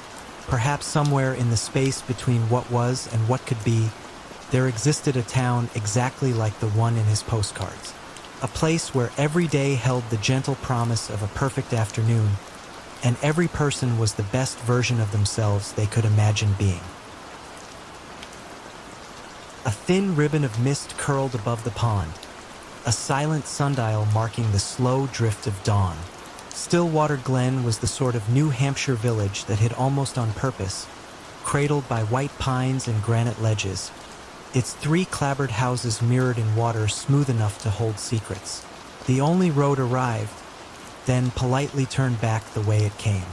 Just beyond the far bank stood a shingled boathouse with a cedar cupola and a narrow tower stitched to its side. Locals called the structure the water clock, though most had never seen it operate. The tower's upper window held a wooden dial carved with small moons. Beneath it ran a channel, guiding pond water through unseen gears. Old deeds stated that when the dial revolved at midnight, the glen's level would settle true, neither flooding nor drying, as though time itself checked the pond's pulse. Clara Whitford arrived in midsummer, seeking refuge after a year of hurried city evenings. She rented the vacant lakefront cabin, bringing only field journals, her grandfather's pocket barometer, and a quiet wish for hours wide enough to unfold in. The first night, as frogs stitched soft patterns in reeds, she noticed the tower window pulsing with faint amber. One slow glow, one slow fade, too measured to be candlelight. The pond, meanwhile, lay perfectly still, cradling the reflection like an echoed breath. Come morning, Clara asked Mrs. Dyer, who ran the post shack and berry stand, whether the clock still kept time. The woman's smile was gentle, almost apologetic. It keeps its time, she said, wiping dew from cartons of blueberries. Best let it be. There was no further discouragement, only an older hush slipping between their words. Days filled with soft chores, sketching cattails, recording air pressure, noting the pond's glassy patience. Yet each night, somewhere between 11 and 1, the amber glow returned, revolving behind the wooden dial like a guarded heartbeat. Clara, drawn by cautious intrigue, began walking the shoreline at dusk. She discovered that willow leaves nearest the boathouse quivered even on windless evenings, as if stirred by distant machinery. On the seventh night, clouds covered the moon, and darkness pressed gently against the water's skin. Clara stood at the tower door, a padlock hanging open, its clasp unlatched as though waiting. She hesitated, remembered Mrs. Dyer's softened warning, then stepped inside. The air was cool, tinged with cedar and iron. A wooden stair curved upward, threads of lamplight spilling down steps worn smooth by time but not by recent feet. She climbed carefully. At the summit, the room widened into a circular chamber. Brass troughs guided pond water through a lattice of wheels. Drops struck resonant bowls tuned to quiet notes, a hidden music scarcely louder than breath. Against the far wall, a work table held quills, corked ink, a single ledger, and a small glass filled to its brim with still pond water that never spilled, no matter how the gears turned. The dial disc, thinner than she expected, rotated once each minute, not by clockwork but by the measured flow beneath. As the disc completed its circle, a single drop lifted from the glass, drawn upward, defying gravity, then stitched itself into the wood before sliding down a narrow groove carved into the tower wall. Outside, the amber glow brightened at that precise moment. Clara watched 5 cycles, feeling her pulse slow to the mechanism's patient cadence. She opened the ledger. Pages smelled of birch and distant rain. Entries stretched back 180 years, each dated simply by season and moon phase. Each carried 3 measured lines: level mirror, sky, listening, visitor, name. Sometimes the visitor line read none, sometimes an initial followed by a brief note. Spoke of forgetfulness, offered silver coin to water, sang lullaby for willow roots. The last entry stood blank, except for yesterday's date. Visitor. The pen lay uncapped, ink unstained. Something within Clara steadied. She wrote her name, then, for reasons she could not later explain, added, left the city's noise by the shore. Ink dried instantly, as though absorbed not by paper but by the quiet itself. A soft click answered from below. The sluice gates shifted, releasing a hushed ribbon of water back into the pond. The wooden dial paused, lights dimmed, and within the stillness Clara sensed the pond exhale. She closed the ledger, replaced the cap, and descended, locking the door as she found it, though she could not recall seeing the key. Morning brought silvery calm. The pond mirrored the sky so perfectly that clouds appeared unsure where to drift. Mrs. Dyer handed Clara her mail and, noting her restful gaze, simply said, "You found its rhythm." Nothing more was needed. For the rest of August, Clara tended her studies yet surrendered her nights to the tower. Some evenings she merely sat in the chamber, letting the water music fold around her thoughts. Other times she penned small notations, heard grandfather's watch ticking in the hush, brought cedar shavings as thanks. Each visit closed the ledger line by line, sealing words into the Glen's quiet memoir. On the equinox, when early geese stitched wide verses across gray light, Clara prepared to leave. She entered the tower once more. The ledger waited open, new page unmarked. She wrote, "Visitor none, for now. Level mirror. Sky ready." A final drop rose from the glass and fused into the dial's grain. The amber glow softened to pale apricot, then faded altogether, as though the mechanism had folded into slumber until another seeker required its balance. At dawn she drove the winding road, mist unspooling behind her like thread from a calm loom. Passing the last glimpse of water, she noticed something. The pond reflected two skies, one dawn orange overhead, and one slightly deeper blue beneath, layered as carefully as pages in a closed book. She felt no need to puzzle it out. Stillwater Glen would keep its own equations.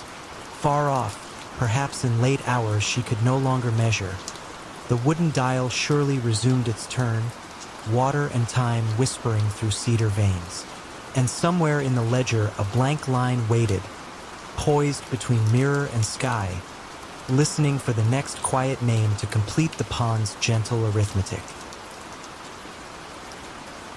Fog drifted from the river like pale silk, pouring between hedgerows and creeping up the wide stone steps, as though intent on entering with the arriving dusk. The ancient manor, tucked into the Welsh borderlands, had always seemed to breathe in rhythm with the weather, exhaling faint drafts through keyholes and floorboards. Tonight, its windows glowed a muted amber, and the faint silhouette of a woman could be glimpsed in the upper corridor, pausing, listening, then moving on. No carriage wheels rattled along the lane. No birds called from the bare oaks. All was folded into a gentle quiet, poised delicately on the edge of sleep. Madame Rowena Price, recent inheritor of the estate, had returned after years abroad. Her companions whispered that she walked as though memories brushed her sleeves, pausing to touch banisters or fading tapestries the way some stroked the rim of a half-remembered tune. She gave few instructions to the small staff, only that fires be kept low and lanterns shaded. Even the clock in the music room had been wound down to silence.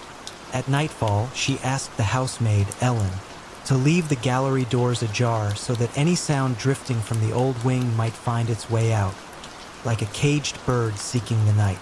Ellen herself had grown within earshot of local legends. As a child, she was told that GWIRDD Hall had once been a refuge for Jacobite sympathizers, that its library concealed a hidden stair to the river. Yet those tales felt distant compared to the softer things she sensed now. A faint smell of violets where none were kept, a low creak in the study at the same hour each evening. Rowena seemed to court such murmurs, wandering the halls long after candles should be doused, pausing at locked doors as though deciding whether to knock. On this particular night, snow began to fall, small, soundless crystals that thickened the air. Ellen stood at the kitchen window, palm warming the glass, and watched the yard fade to pearl. She wondered whether the snow would muffle the night's expected footfalls or make them sharper. Upstairs, Rowena's slippered steps crossed and recrossed the long gallery, tracing its length with unhurried grace. From below, the pattern felt almost like a lullaby. 12 measured strides, a pause, the subtle turn, 12 strides back again. Every so often, the hush deepened, as if the house exhaled relief. At the stroke of 10 by Ellen's wristwatch, since the music room clock lay dormant, a barely audible thud came from the north wing. Rowena's pacing stopped. Ellen raised her head, heart slowing rather than quickening, as though the sound confirmed an expectation. She climbed the servants' stair, each tread cushioned by carpet-worn velvet thin. At the top, she found Rowena framed by the landing window, gaze fixed on the corridor leading to the locked nursery. Snow light silvered her profile, lending her an almost translucent sorrow. "They have arrived," Rowena murmured, not turning. Ellen did not ask who. The words felt like a bell note fading over water, a signal understood without explanation. Together they moved toward the nursery door, its brass handle dulled with age. No key had been found since Rowena's return. Still, the lock slid free at her touch, as though consenting to her presence. Inside, the air held the hush of rooms left intact for decades. A small oak cradle beneath embroidered drapes, a rocking horse frozen mid-prance, a patchwork quilt folded with careful finality. What drew their attention lay upon the windowsill, an envelope the color of old parchment, unmarked and thin. Rowena lifted it carefully, holding it to the lamp. The seal, once crimson, had faded to rusty rose and bore a sigil, a simple sprig of lily of the valley. She did not break it. Instead, she pressed the fragile paper to her heart and closed her eyes. Outside, snowflakes thickened, tapping the glass in patterns that, if one listened long enough, resembled hushed speech. Ellen felt no impulse to intrude. She studied instead the faint impression of footsteps in the room's thin dust, leading from window to cradle, cradle to doorway. They were not hers nor Rowena's, and their light scuff suggested slippers rather than boots. The prince paused by the cradle where a small silver rattle had been set upright, faintly tarnished, but gently ringing now under no visible hand. A single note shimmered through the chilly air, then softened into silence again. Rowena addressed the empty cradle with the tender gratitude of a host greeting a late-arriving guest. "You kept your promise," she whispered, words meant for ears unseen. She placed the sealed envelope inside the quilt's folded corner, smoothing fabric as a mother might. The room's temperature seemed to rise by a breath, enough to dispel one's urge to shiver. Even the long idle rocking horse gave a subtle sway, as though nudged by a departing child. They left the nursery door partially open upon exiting. Neither woman felt compelled to speak. Down the corridor, the grandfather clock resumed ticking though no hand had wound it, the pendulum swinging with a calm, measured grace. In that quiet rhythm, Ellen sensed the house settling into contented rest, its long-kept secret finally acknowledged rather than solved. Later, Ellen lay in her attic chamber beneath the eaves, listening to the snow hush the world outside. She considered the footprints, the letter, the cradle's faint rattle, and realized the mystery comforted rather than troubled her. GWRD Hall seemed less haunted than fulfilled, as though something that had lingered between worlds now found its place in the cadence of night. Rowena, in her own suite, extinguished the last lamp. Before sleep claimed her, she pictured the envelope waiting in the cradle, untouched yet undeniably present, like a final stanza of a lullaby sung across generations. Downstairs, the fire sank to embers, sending a single curl of smoke toward the dark beams overhead. And the valley, wrapped in falling snow, held the manor in its silent embrace, content with secrets that whispered only softly, so softly, in the gentle company of dreams. Mist drifted through the firs in languid skeins, softening every branch and hush-worn path that wound toward the old courthouse on the ridge. Once a fashionable spa, the stone villa now stood empty, shutters drawn like sleeping eyelids, its mineral springs long cooled. Tonight the air tasted faintly of pine resin and distant thunder, though no storm threatened. A single lantern bobbed along the track, carried by Matthias Engel, a translator sent to examine trunks of correspondence left behind by the last proprietor. His coat gathered droplets of mist as he climbed, yet the quiet held him lightly, as if the forest itself wished him gentle passage. At the wrought iron gate the hinges sighed, then accepted his push without protest. Ivy shivered across the rails, releasing the scent of damp earth. Inside the courtyard, gravel crunched underfoot in a rhythm that matched the faraway clock. For steps, a pause, another 4. Windows above showed neither candle nor reflection, yet Matthias imagined someone observing, not with eyes, but with the slow, patient awareness of a place remembering its purpose. He placed his lantern on the veranda rail, withdrew the brass key entrusted to him, and unlocked the oak doors. The entrance hall greeted him with cool mineral air, like the echo of bygone baths.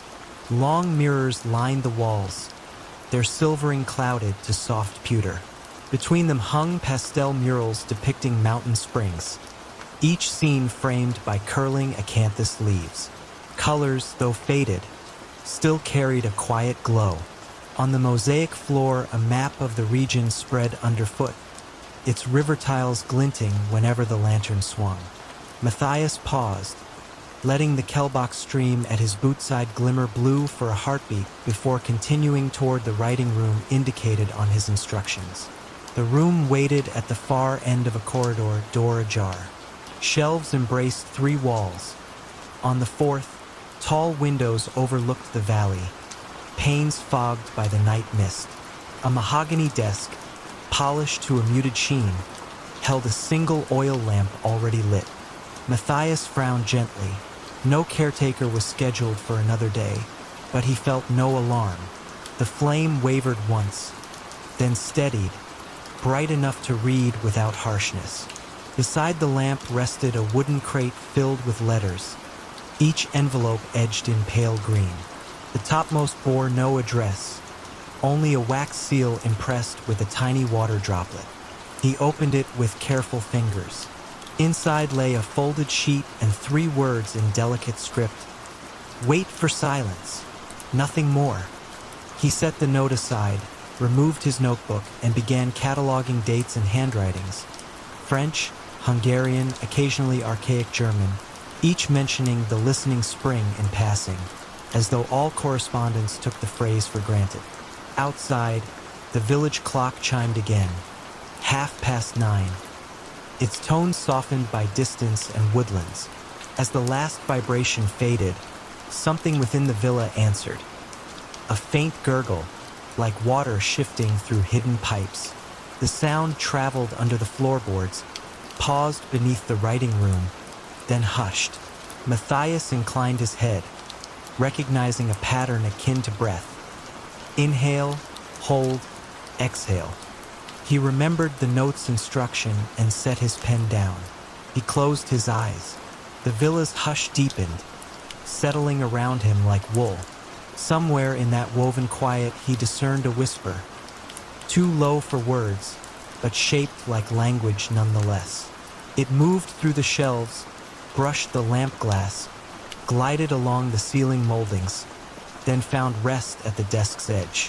When he opened his eyes, a fresh envelope lay atop the crate. Wax still gleamed liquid. He opened it. This time, the paper held a short passage in fluid French. Consult the map beneath the mirror when the spring speaks twice. Beneath the text, someone had drawn a simple symbol, a circle split by a wavy line. Matthias turned the page. The reverse was blank but faintly damp, as though dipped in cool water seconds before. He slipped the note into his pocket.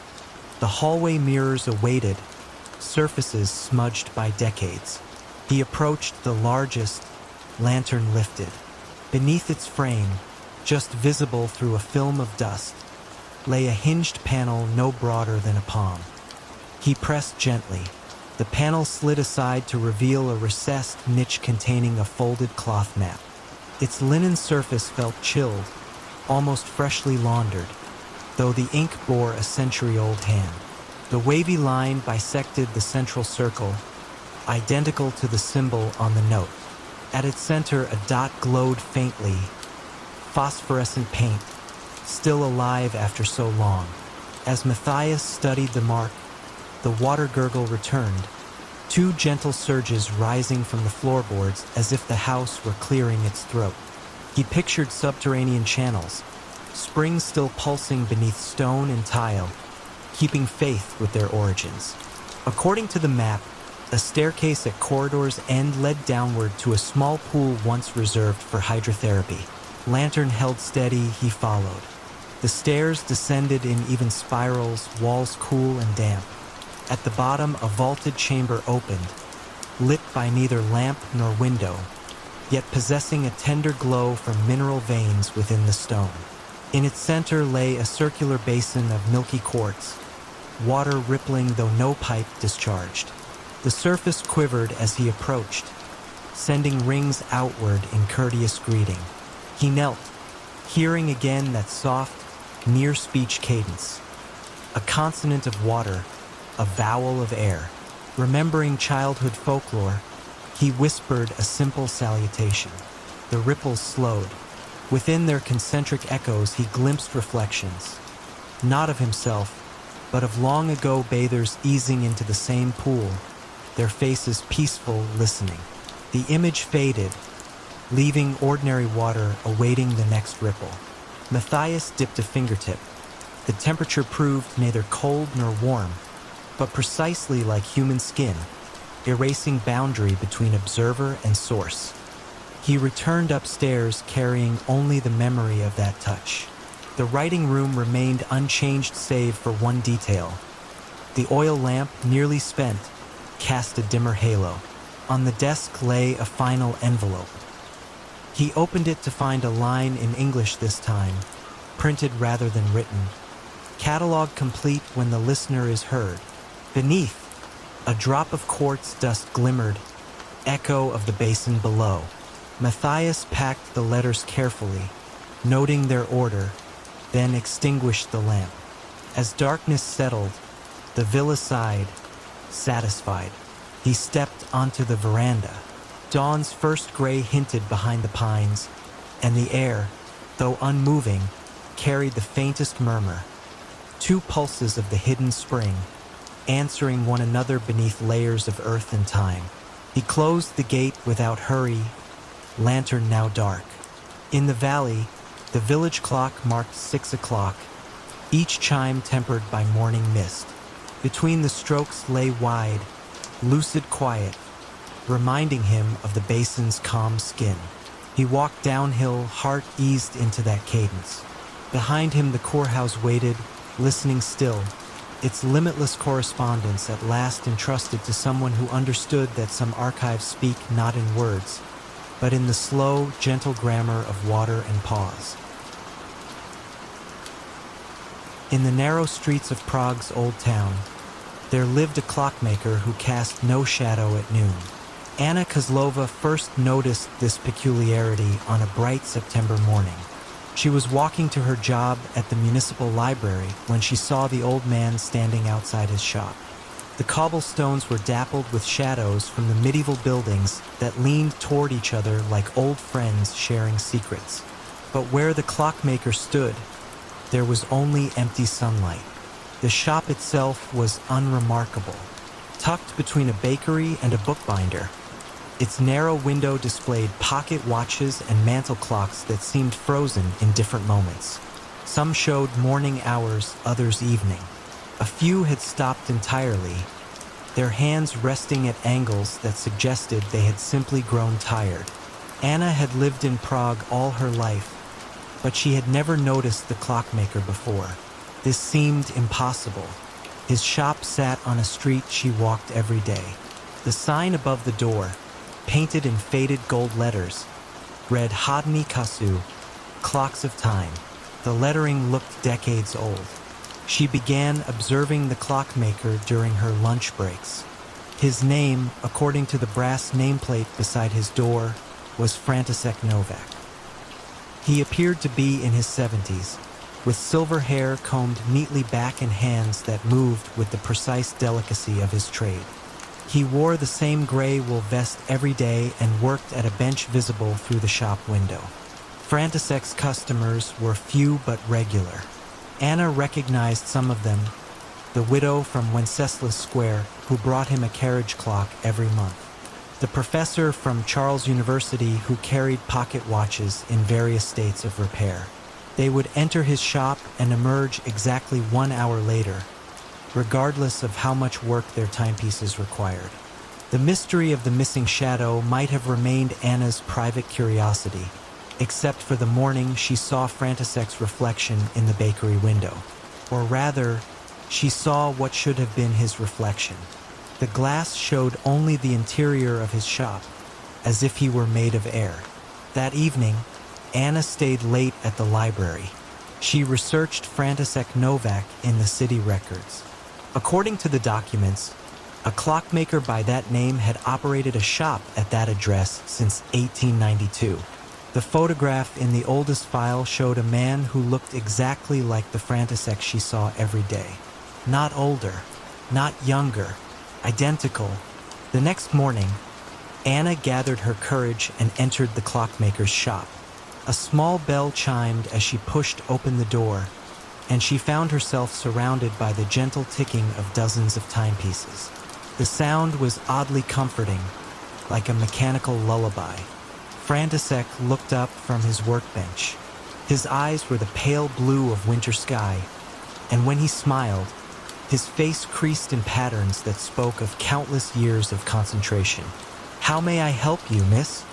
His voice carried a slight accent that Anna couldn't place. Check, but from another era. Anna had prepared several excuses for her visit, but standing in the warm light of his shop, she found herself speaking honestly. "I've been watching you work," she said. "You're very skilled." František nodded, returning his attention to the pocket watch in his hands. Its internal mechanisms gleamed like tiny golden flowers. "Time is a delicate thing," he said. "It requires careful tending." Anna wandered the shop, examining the clocks on every surface.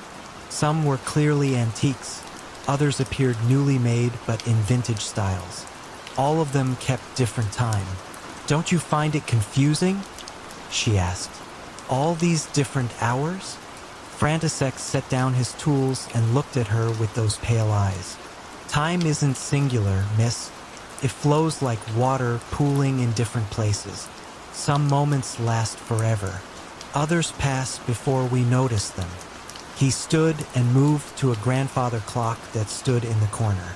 Its pendulum swung in a rhythm that seemed to match Anna's heartbeat. "This one," he said, touching the clock's wooden case with reverence, "keeps the time of a woman's first love. Every second stretches like honey." He moved to another clock, this one small and delicate on a shelf. "This counts the minutes of a child's last day with her grandmother. Each tick is precious beyond measure." Anna felt something shift in the shop around them. The ticking seemed to grow more complex, layered, like dozens of hearts beating at once. "And what time do you keep, Mr. Novak?" František returned to his workbench. In the afternoon light streaming through the window, Anna could see through him just slightly, like looking through morning mist. "I keep the time between moments," he said. "The pause between 1 second and the next. It's a very specific time, very necessary, and very lonely." Anna left the shop with more questions than answers, but she returned the next day and the day after. František never seemed surprised to see her. He would smile his gentle smile and continue his work while she browsed among the clocks. Over the weeks, Anna began to understand that František existed in the spaces between things, between shadow and light, between past and present, between the tick and the tock of every clock that measured mortal time. She never asked him directly about his nature. Some mysteries, she realized, were gifts. They were meant to be experienced rather than explained. Instead, she brought him tea in the afternoons. She listened to his stories about the clocks he tended.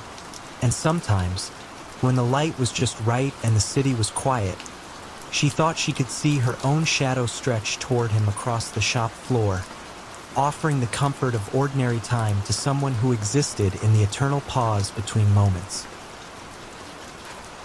Evening air lay cool across the green, touching maple leaves with silver.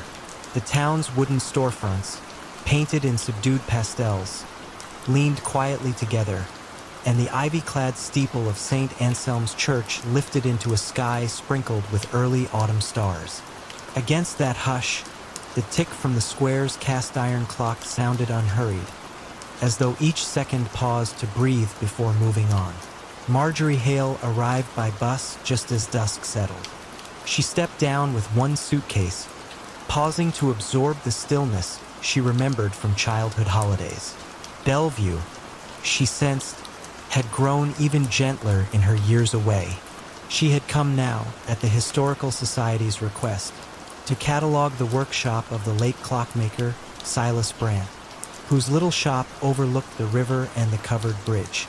Rumor held that Brandt's final projects remained intact, though no one had entered since the funeral 2 winters past. Marjorie crossed the green, her shoes brushing early fallen leaves that crackled only faintly. Lanterns in wrought iron holders cast soft pools of light. The river, unseen beyond the birches, murmured a steady, bedtime note. Passing the square clock, she noticed the minute hand resting between markings, neither on nor between any precise number. The tick followed a beat later, patient, composed. Brandt's shop stood at the river's edge, a 2-story clapboard building with wide, bright windows now dim. A brass plaque beside the door read simply timepieces. No lock barred her entrance. The key had been left under the mat, exactly where the Society's letter said it would be. She turned it in the old latch. The door opened on a breath of cedar shavings and faint machine oil, an aroma she found comforting rather than sharp. Inside, shelves climbed to the tin ceiling, holding clocks of every era. Walnut regulators, delicate French carriage pieces, schoolhouse octagons, and tiny porcelain mantel designs painted with pastoral scenes. Most waited silent, pendulums tied off for rest. Yet a few soft ticks mingled, never in unison, each following a personal rhythm. Against that background, a larger sound drifted low, like the settling of wooden beams, coming from the workroom at the rear. Marjorie set down her suitcase, lit the single oil lamp left on the counter, and followed the sound. The hallway felt like an extended exhale, narrow and polished with decades of footsteps. She pushed open the workroom door. The space revealed a long bench crowded by lathes, glass domes, brass gears organized in felt-lined drawers. On the far wall hung a regulator clock unlike any she'd seen. Its dial lacked numbers, showing instead 12 slender hour markers of pale wood, each grain swirling gently in the lamplight.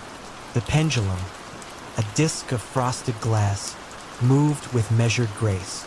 As she watched, the disc paused mid-swing, hovered a heartbeat, then completed the arc. A deliberate linger, not a flaw. Pinned above the bench lay pages of Brandt's precise handwriting, diagrams of wheels whose teeth varied subtly in length, tables noting moonrise, river height, and barometric pressure. One notation recurred, "Allow the rest." She traced the phrase, curious. On the bench itself rested a small pocket watch encased in clear quartz rather than metal. Its hands, too, paused between seconds, as though reluctant to intrude upon silence. She opened her ledger and began recording. Dimensions, materials, condition. The ticking around her felt almost conversational, taking turns, never competing. When she paused to sip water, she noticed the room's ambient hush had deepened. The regulator's glass pendulum now stood still at center. She held her breath. The next swing resumed only once she exhaled. A coincidence, perhaps, but she tried again. Breath held, pendulum stopped. Breath released, motion returned. Slow, elegant, accepting. An old memory stirred. Childhood visits to Brant's shop, the clockmaker kneeling to her eye level, showing her how to anchor a tiny mainspring.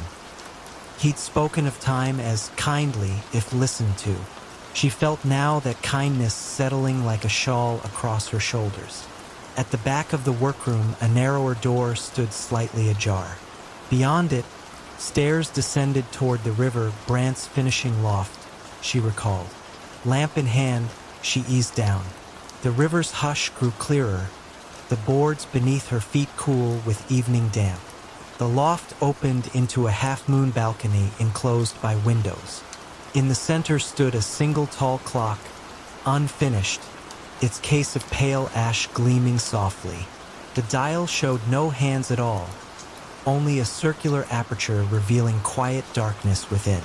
A slender envelope leaned against its base, addressed in Brant's elegant script. For the listener, Marjorie broke the seal. Inside lay one sentence: "Set no hands, the river will mark." Beneath the words, a pencil sketch depicted a line of water flowing through an open circle, ripples aligning with unseen hours. As she lowered the letter, the river outside sent a faint rush, followed by the delicate creak of the balcony's frame. The clock's aperture brightened slightly, as though water light reflected through glass. She stepped closer but did not touch. Instead, she listened, past ticking, past with settling, past her own pulse, until she caught a rhythmic drip, drip, drip. The sound matched no leak.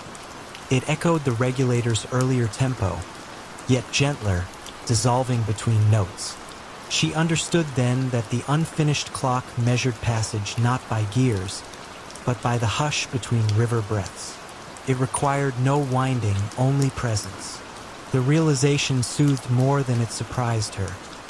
Brant had always pursued such quiet fidelities. Marjorie returned upstairs and closed her ledger. Rather than detail every mechanism, she wrote a single observation. The clocks here wait with patience. They keep time for those who listen to pauses. She left the regulator undisturbed, pendulum drifting as if rocked by her departing footsteps. Locking the shop, she paused on the porch. Across the water, the covered bridge glimmered faintly. The square clock's chime sounded one soft tone, though midnight was minutes away. The note lingered longer than any bell's metal could sustain, then faded into the river's whisper.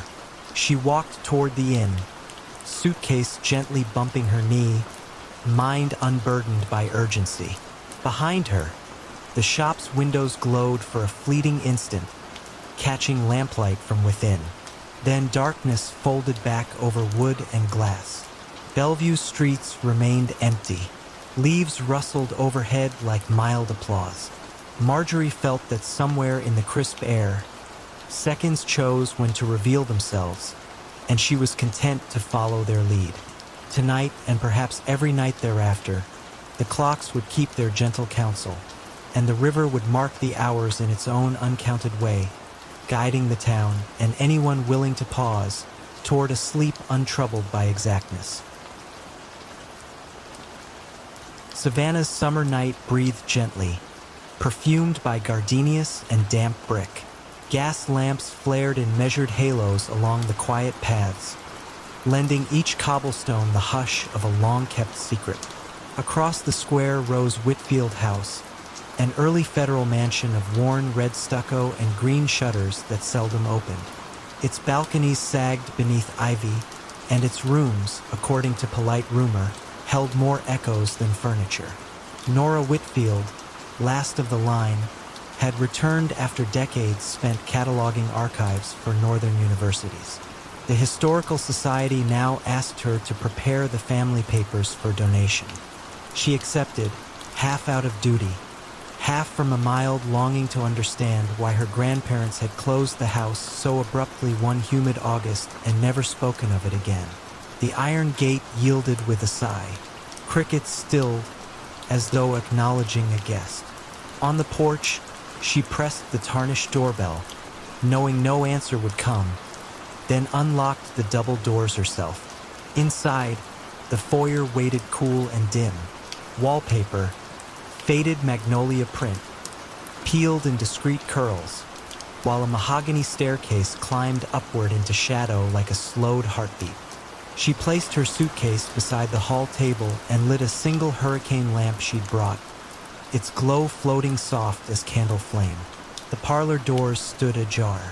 Within, silver-framed mirrors rested face down on sideboards, and a grand piano slept beneath a cotton sheet. A faint metallic ticking drifted from somewhere deeper, unhurried, as though measuring not seconds but sighs. She followed it to the rear library.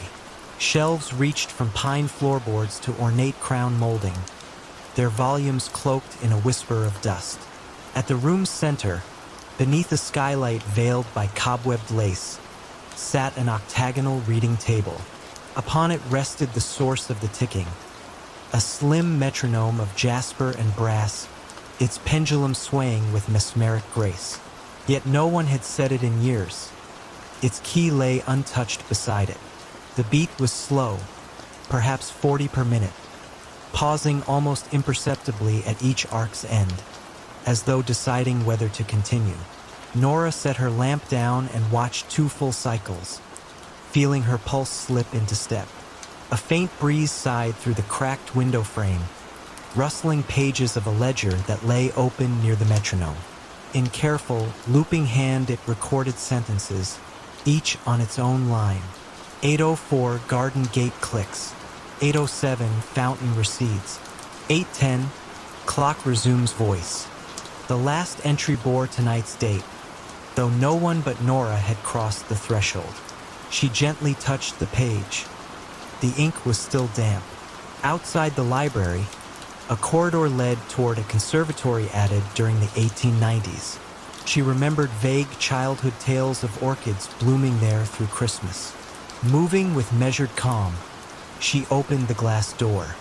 Warm night air met her, fragrant with something faintly citrus, though she saw no trees. Moonlight, sifted through dusty panes, dappled the tiled floor in pale lozenges.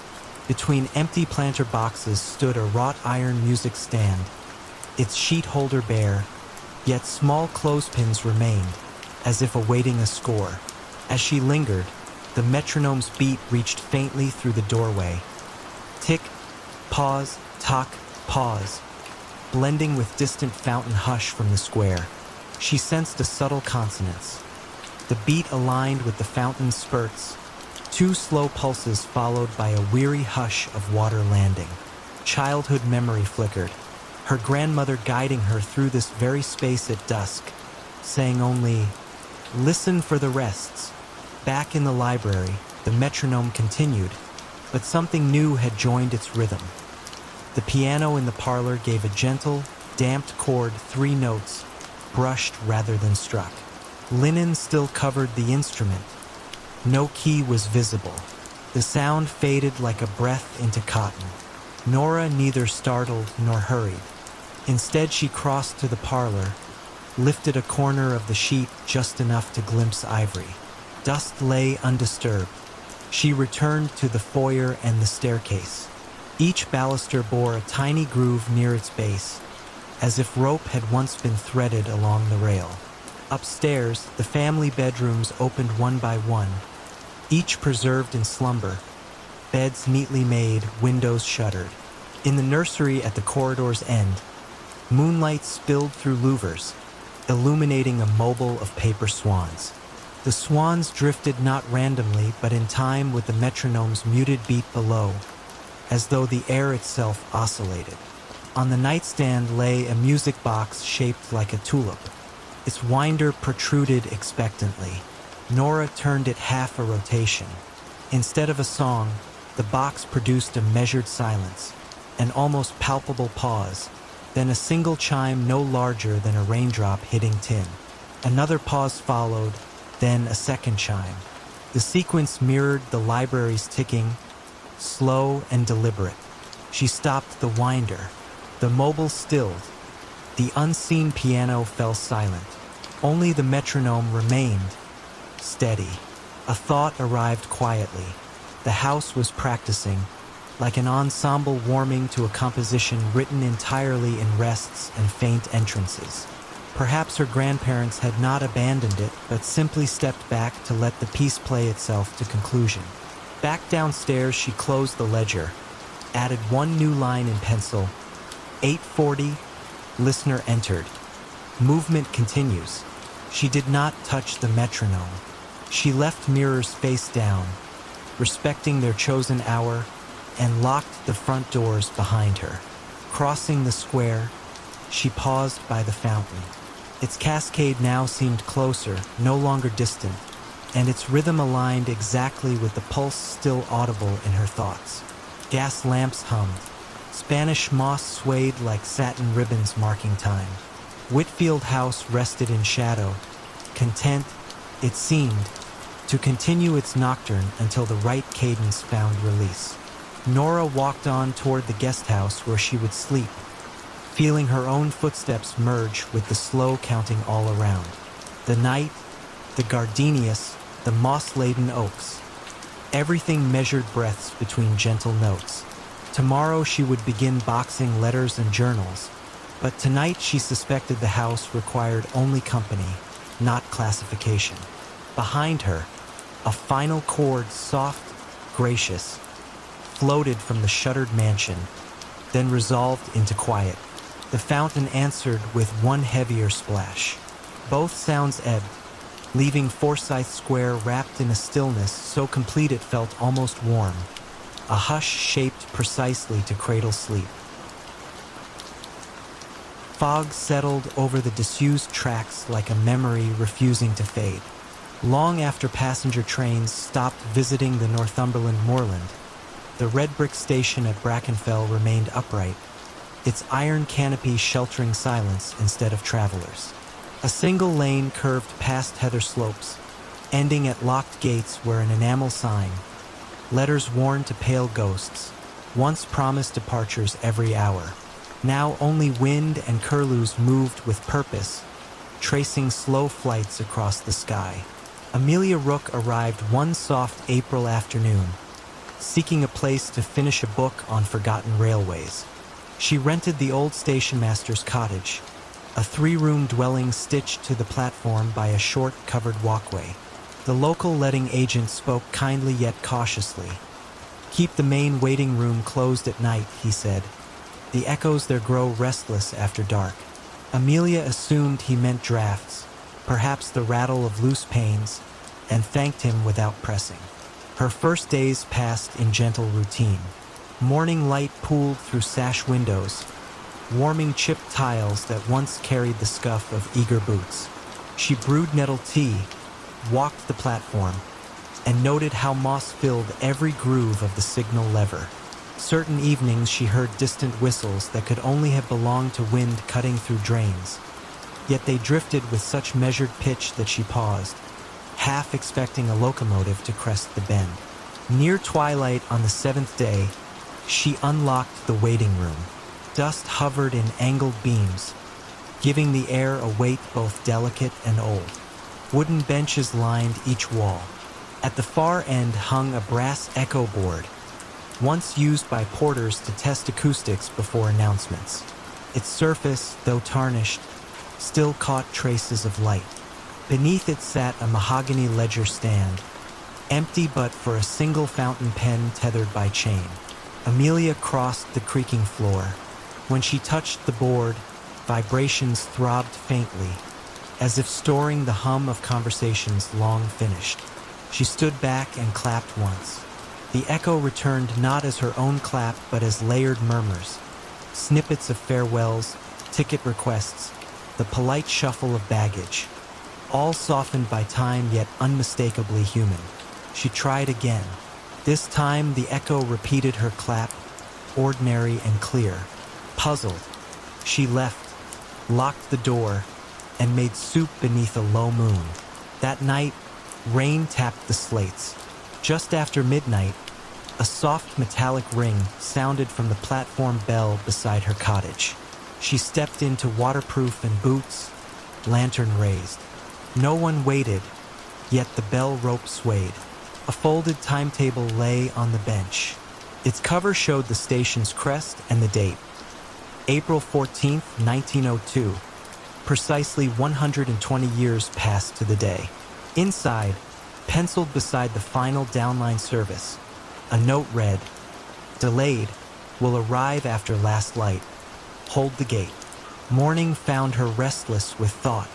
She pored over county archives in the cottage study, discovering that on April 14th, 1902, a mail train from the Scottish border vanished between two signal posts.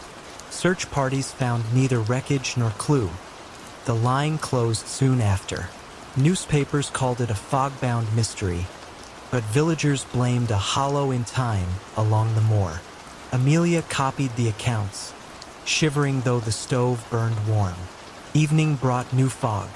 She unlocked the waiting room, struck a match, and lit the wall sconce beside the echo board. A low hum pulsed, deeper than before, resolving into the hiss of steam. The scent of coal drifted through cracks in the floorboards. She sensed, rather than heard, carriages slowing just beyond sight. Instinct guided her to the mahogany stand. The tethered pen twitched. A sheet of blank ledger paper slid from beneath the wood as if pushed by unseen fingers. Words formed in dark blue ink.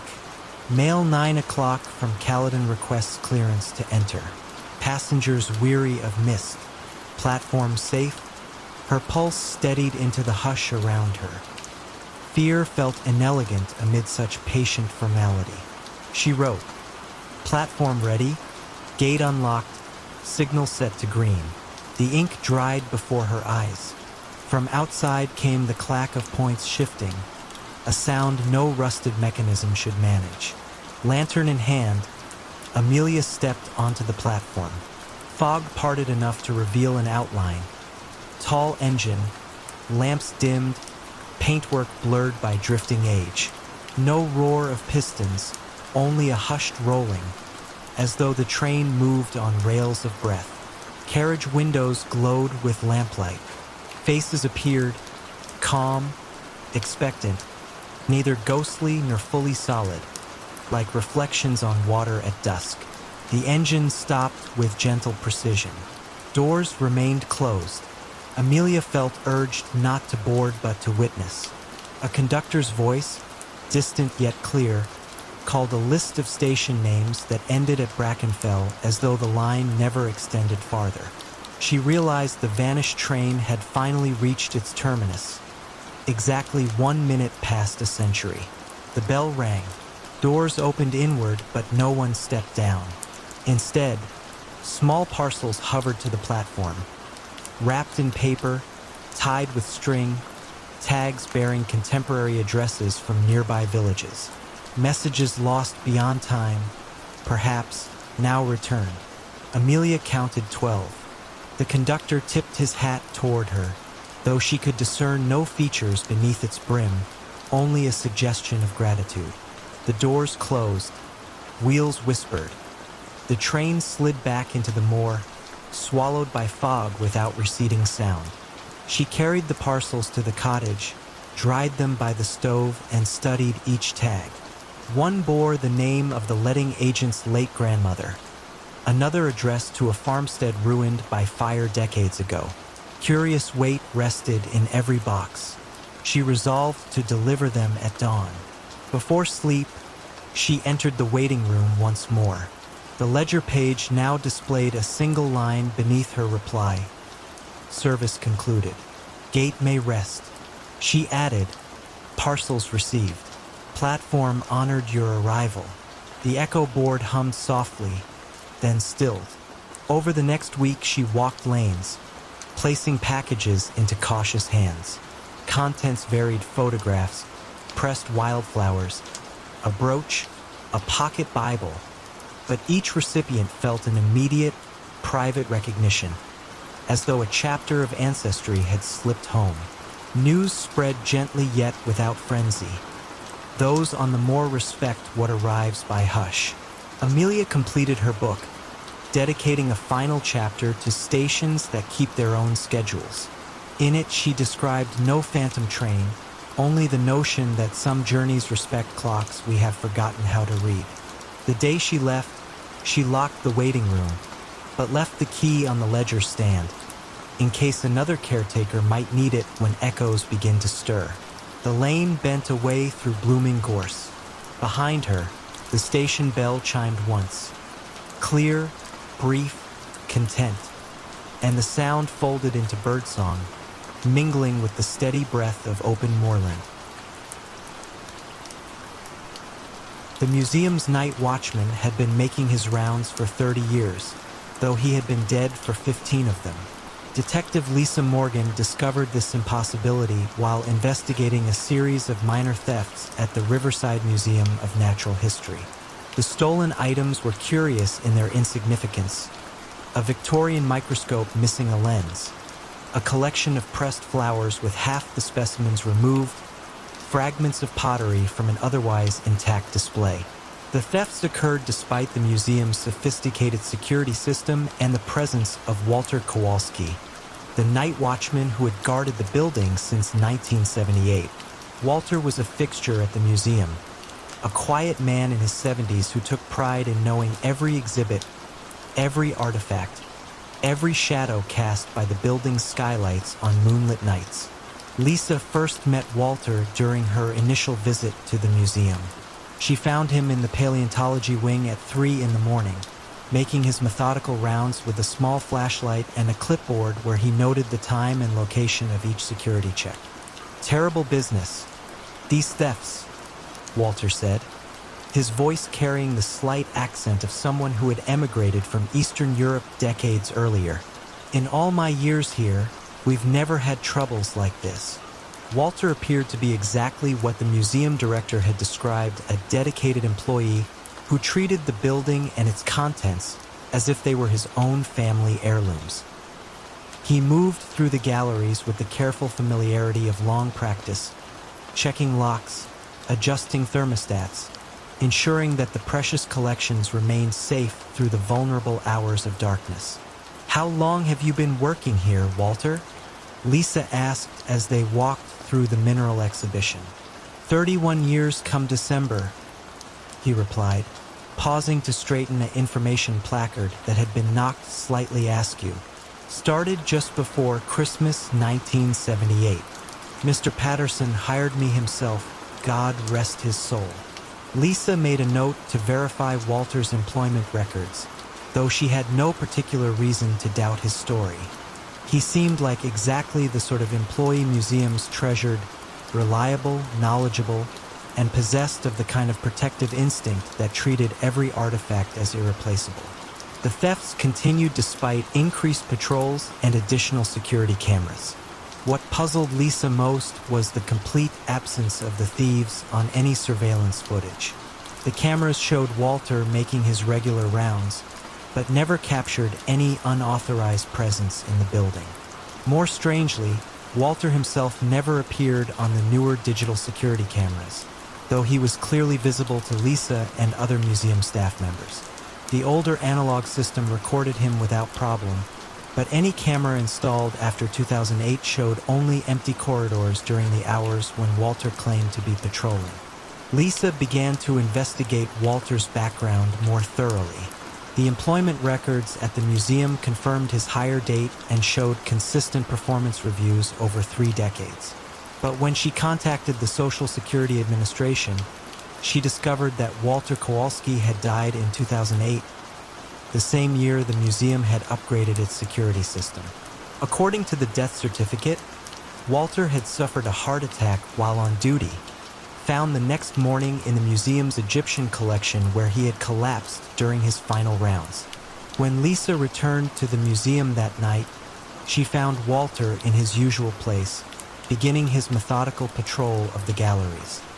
He greeted her with the same courteous professionalism he had shown during their previous encounters. "Walter," she said carefully, "I need to ask you about your employment status here." He paused in his examination of a display case lock, looking at her with mild curiosity. My employment status? I'm not sure what you mean, detective. When did you last speak with the museum director about your job? Walter considered this question with the same careful attention he gave to his security checks. Well, I don't see Mr. Patterson much anymore. The new director, Ms. Chun, she works during the day. We pass each other sometimes when I'm finishing my shift. Lisa realized that Walter genuinely believed he was still employed, still making his necessary rounds. Death had not interrupted his sense of duty or his deep connection to the museum's collections. The thefts, Walter. Do you have any theories about who might be taking things? Walter's expression grew troubled. That's what puzzles me most. I know every inch of this building, every sound it makes at night. I would notice if someone was moving through the galleries who shouldn't be here. Lisa began to understand that the thefts might be connected not to an outside intruder, but to Walter himself. Perhaps his protective instincts had evolved into something more complex, driving him to relocate items he felt were particularly vulnerable or precious. She started tracking the stolen objects more carefully and discovered a pattern. Each missing item had been scheduled for transfer to storage or loan to other institutions. The Victorian microscope was being decommissioned due to damage. The pressed flowers were being removed from display for conservation work. The pottery fragments belonged to a collection that was being reorganized. Lisa found the missing artifacts in Walter's security office, carefully arranged in a cabinet that appeared only during the night hours. Each object was labeled with a note explaining why it needed protection, too fragile for storage, should not be separated from collection. Mr. Patterson would want this displayed. Walter, Lisa said gently when she discovered his secret preservation project. These items need to be returned. The museum staff knows how to care for them properly. Walter looked at the cabinet with obvious distress. But they're changing everything, detective. Moving pieces, storing things away. This museum is losing its soul. Lisa spent the rest of that night talking with Walter about the nature of museums, how they must evolve to continue serving their mission of education and preservation. She helped him understand that change could coexist with respect for the past, that proper conservation sometimes required difficult decisions. Lisa never saw Walter again, though the museum staff reported that the night shift felt different afterward, less watched somehow, but also less protected. The thefts stopped completely, and the building settled into a new rhythm of security that relied entirely on electronic systems and human guards who cast shadows on the cameras that recorded them. Sometimes, on particularly quiet nights, the current security staff reported hearing footsteps in empty corridors and the soft click of a flashlight being turned on and off. But these sounds carried no menace, only the echo of eternal vigilance keeping watch over treasures that deserved protection, whether the guardian walked among the living or had moved beyond such distinctions.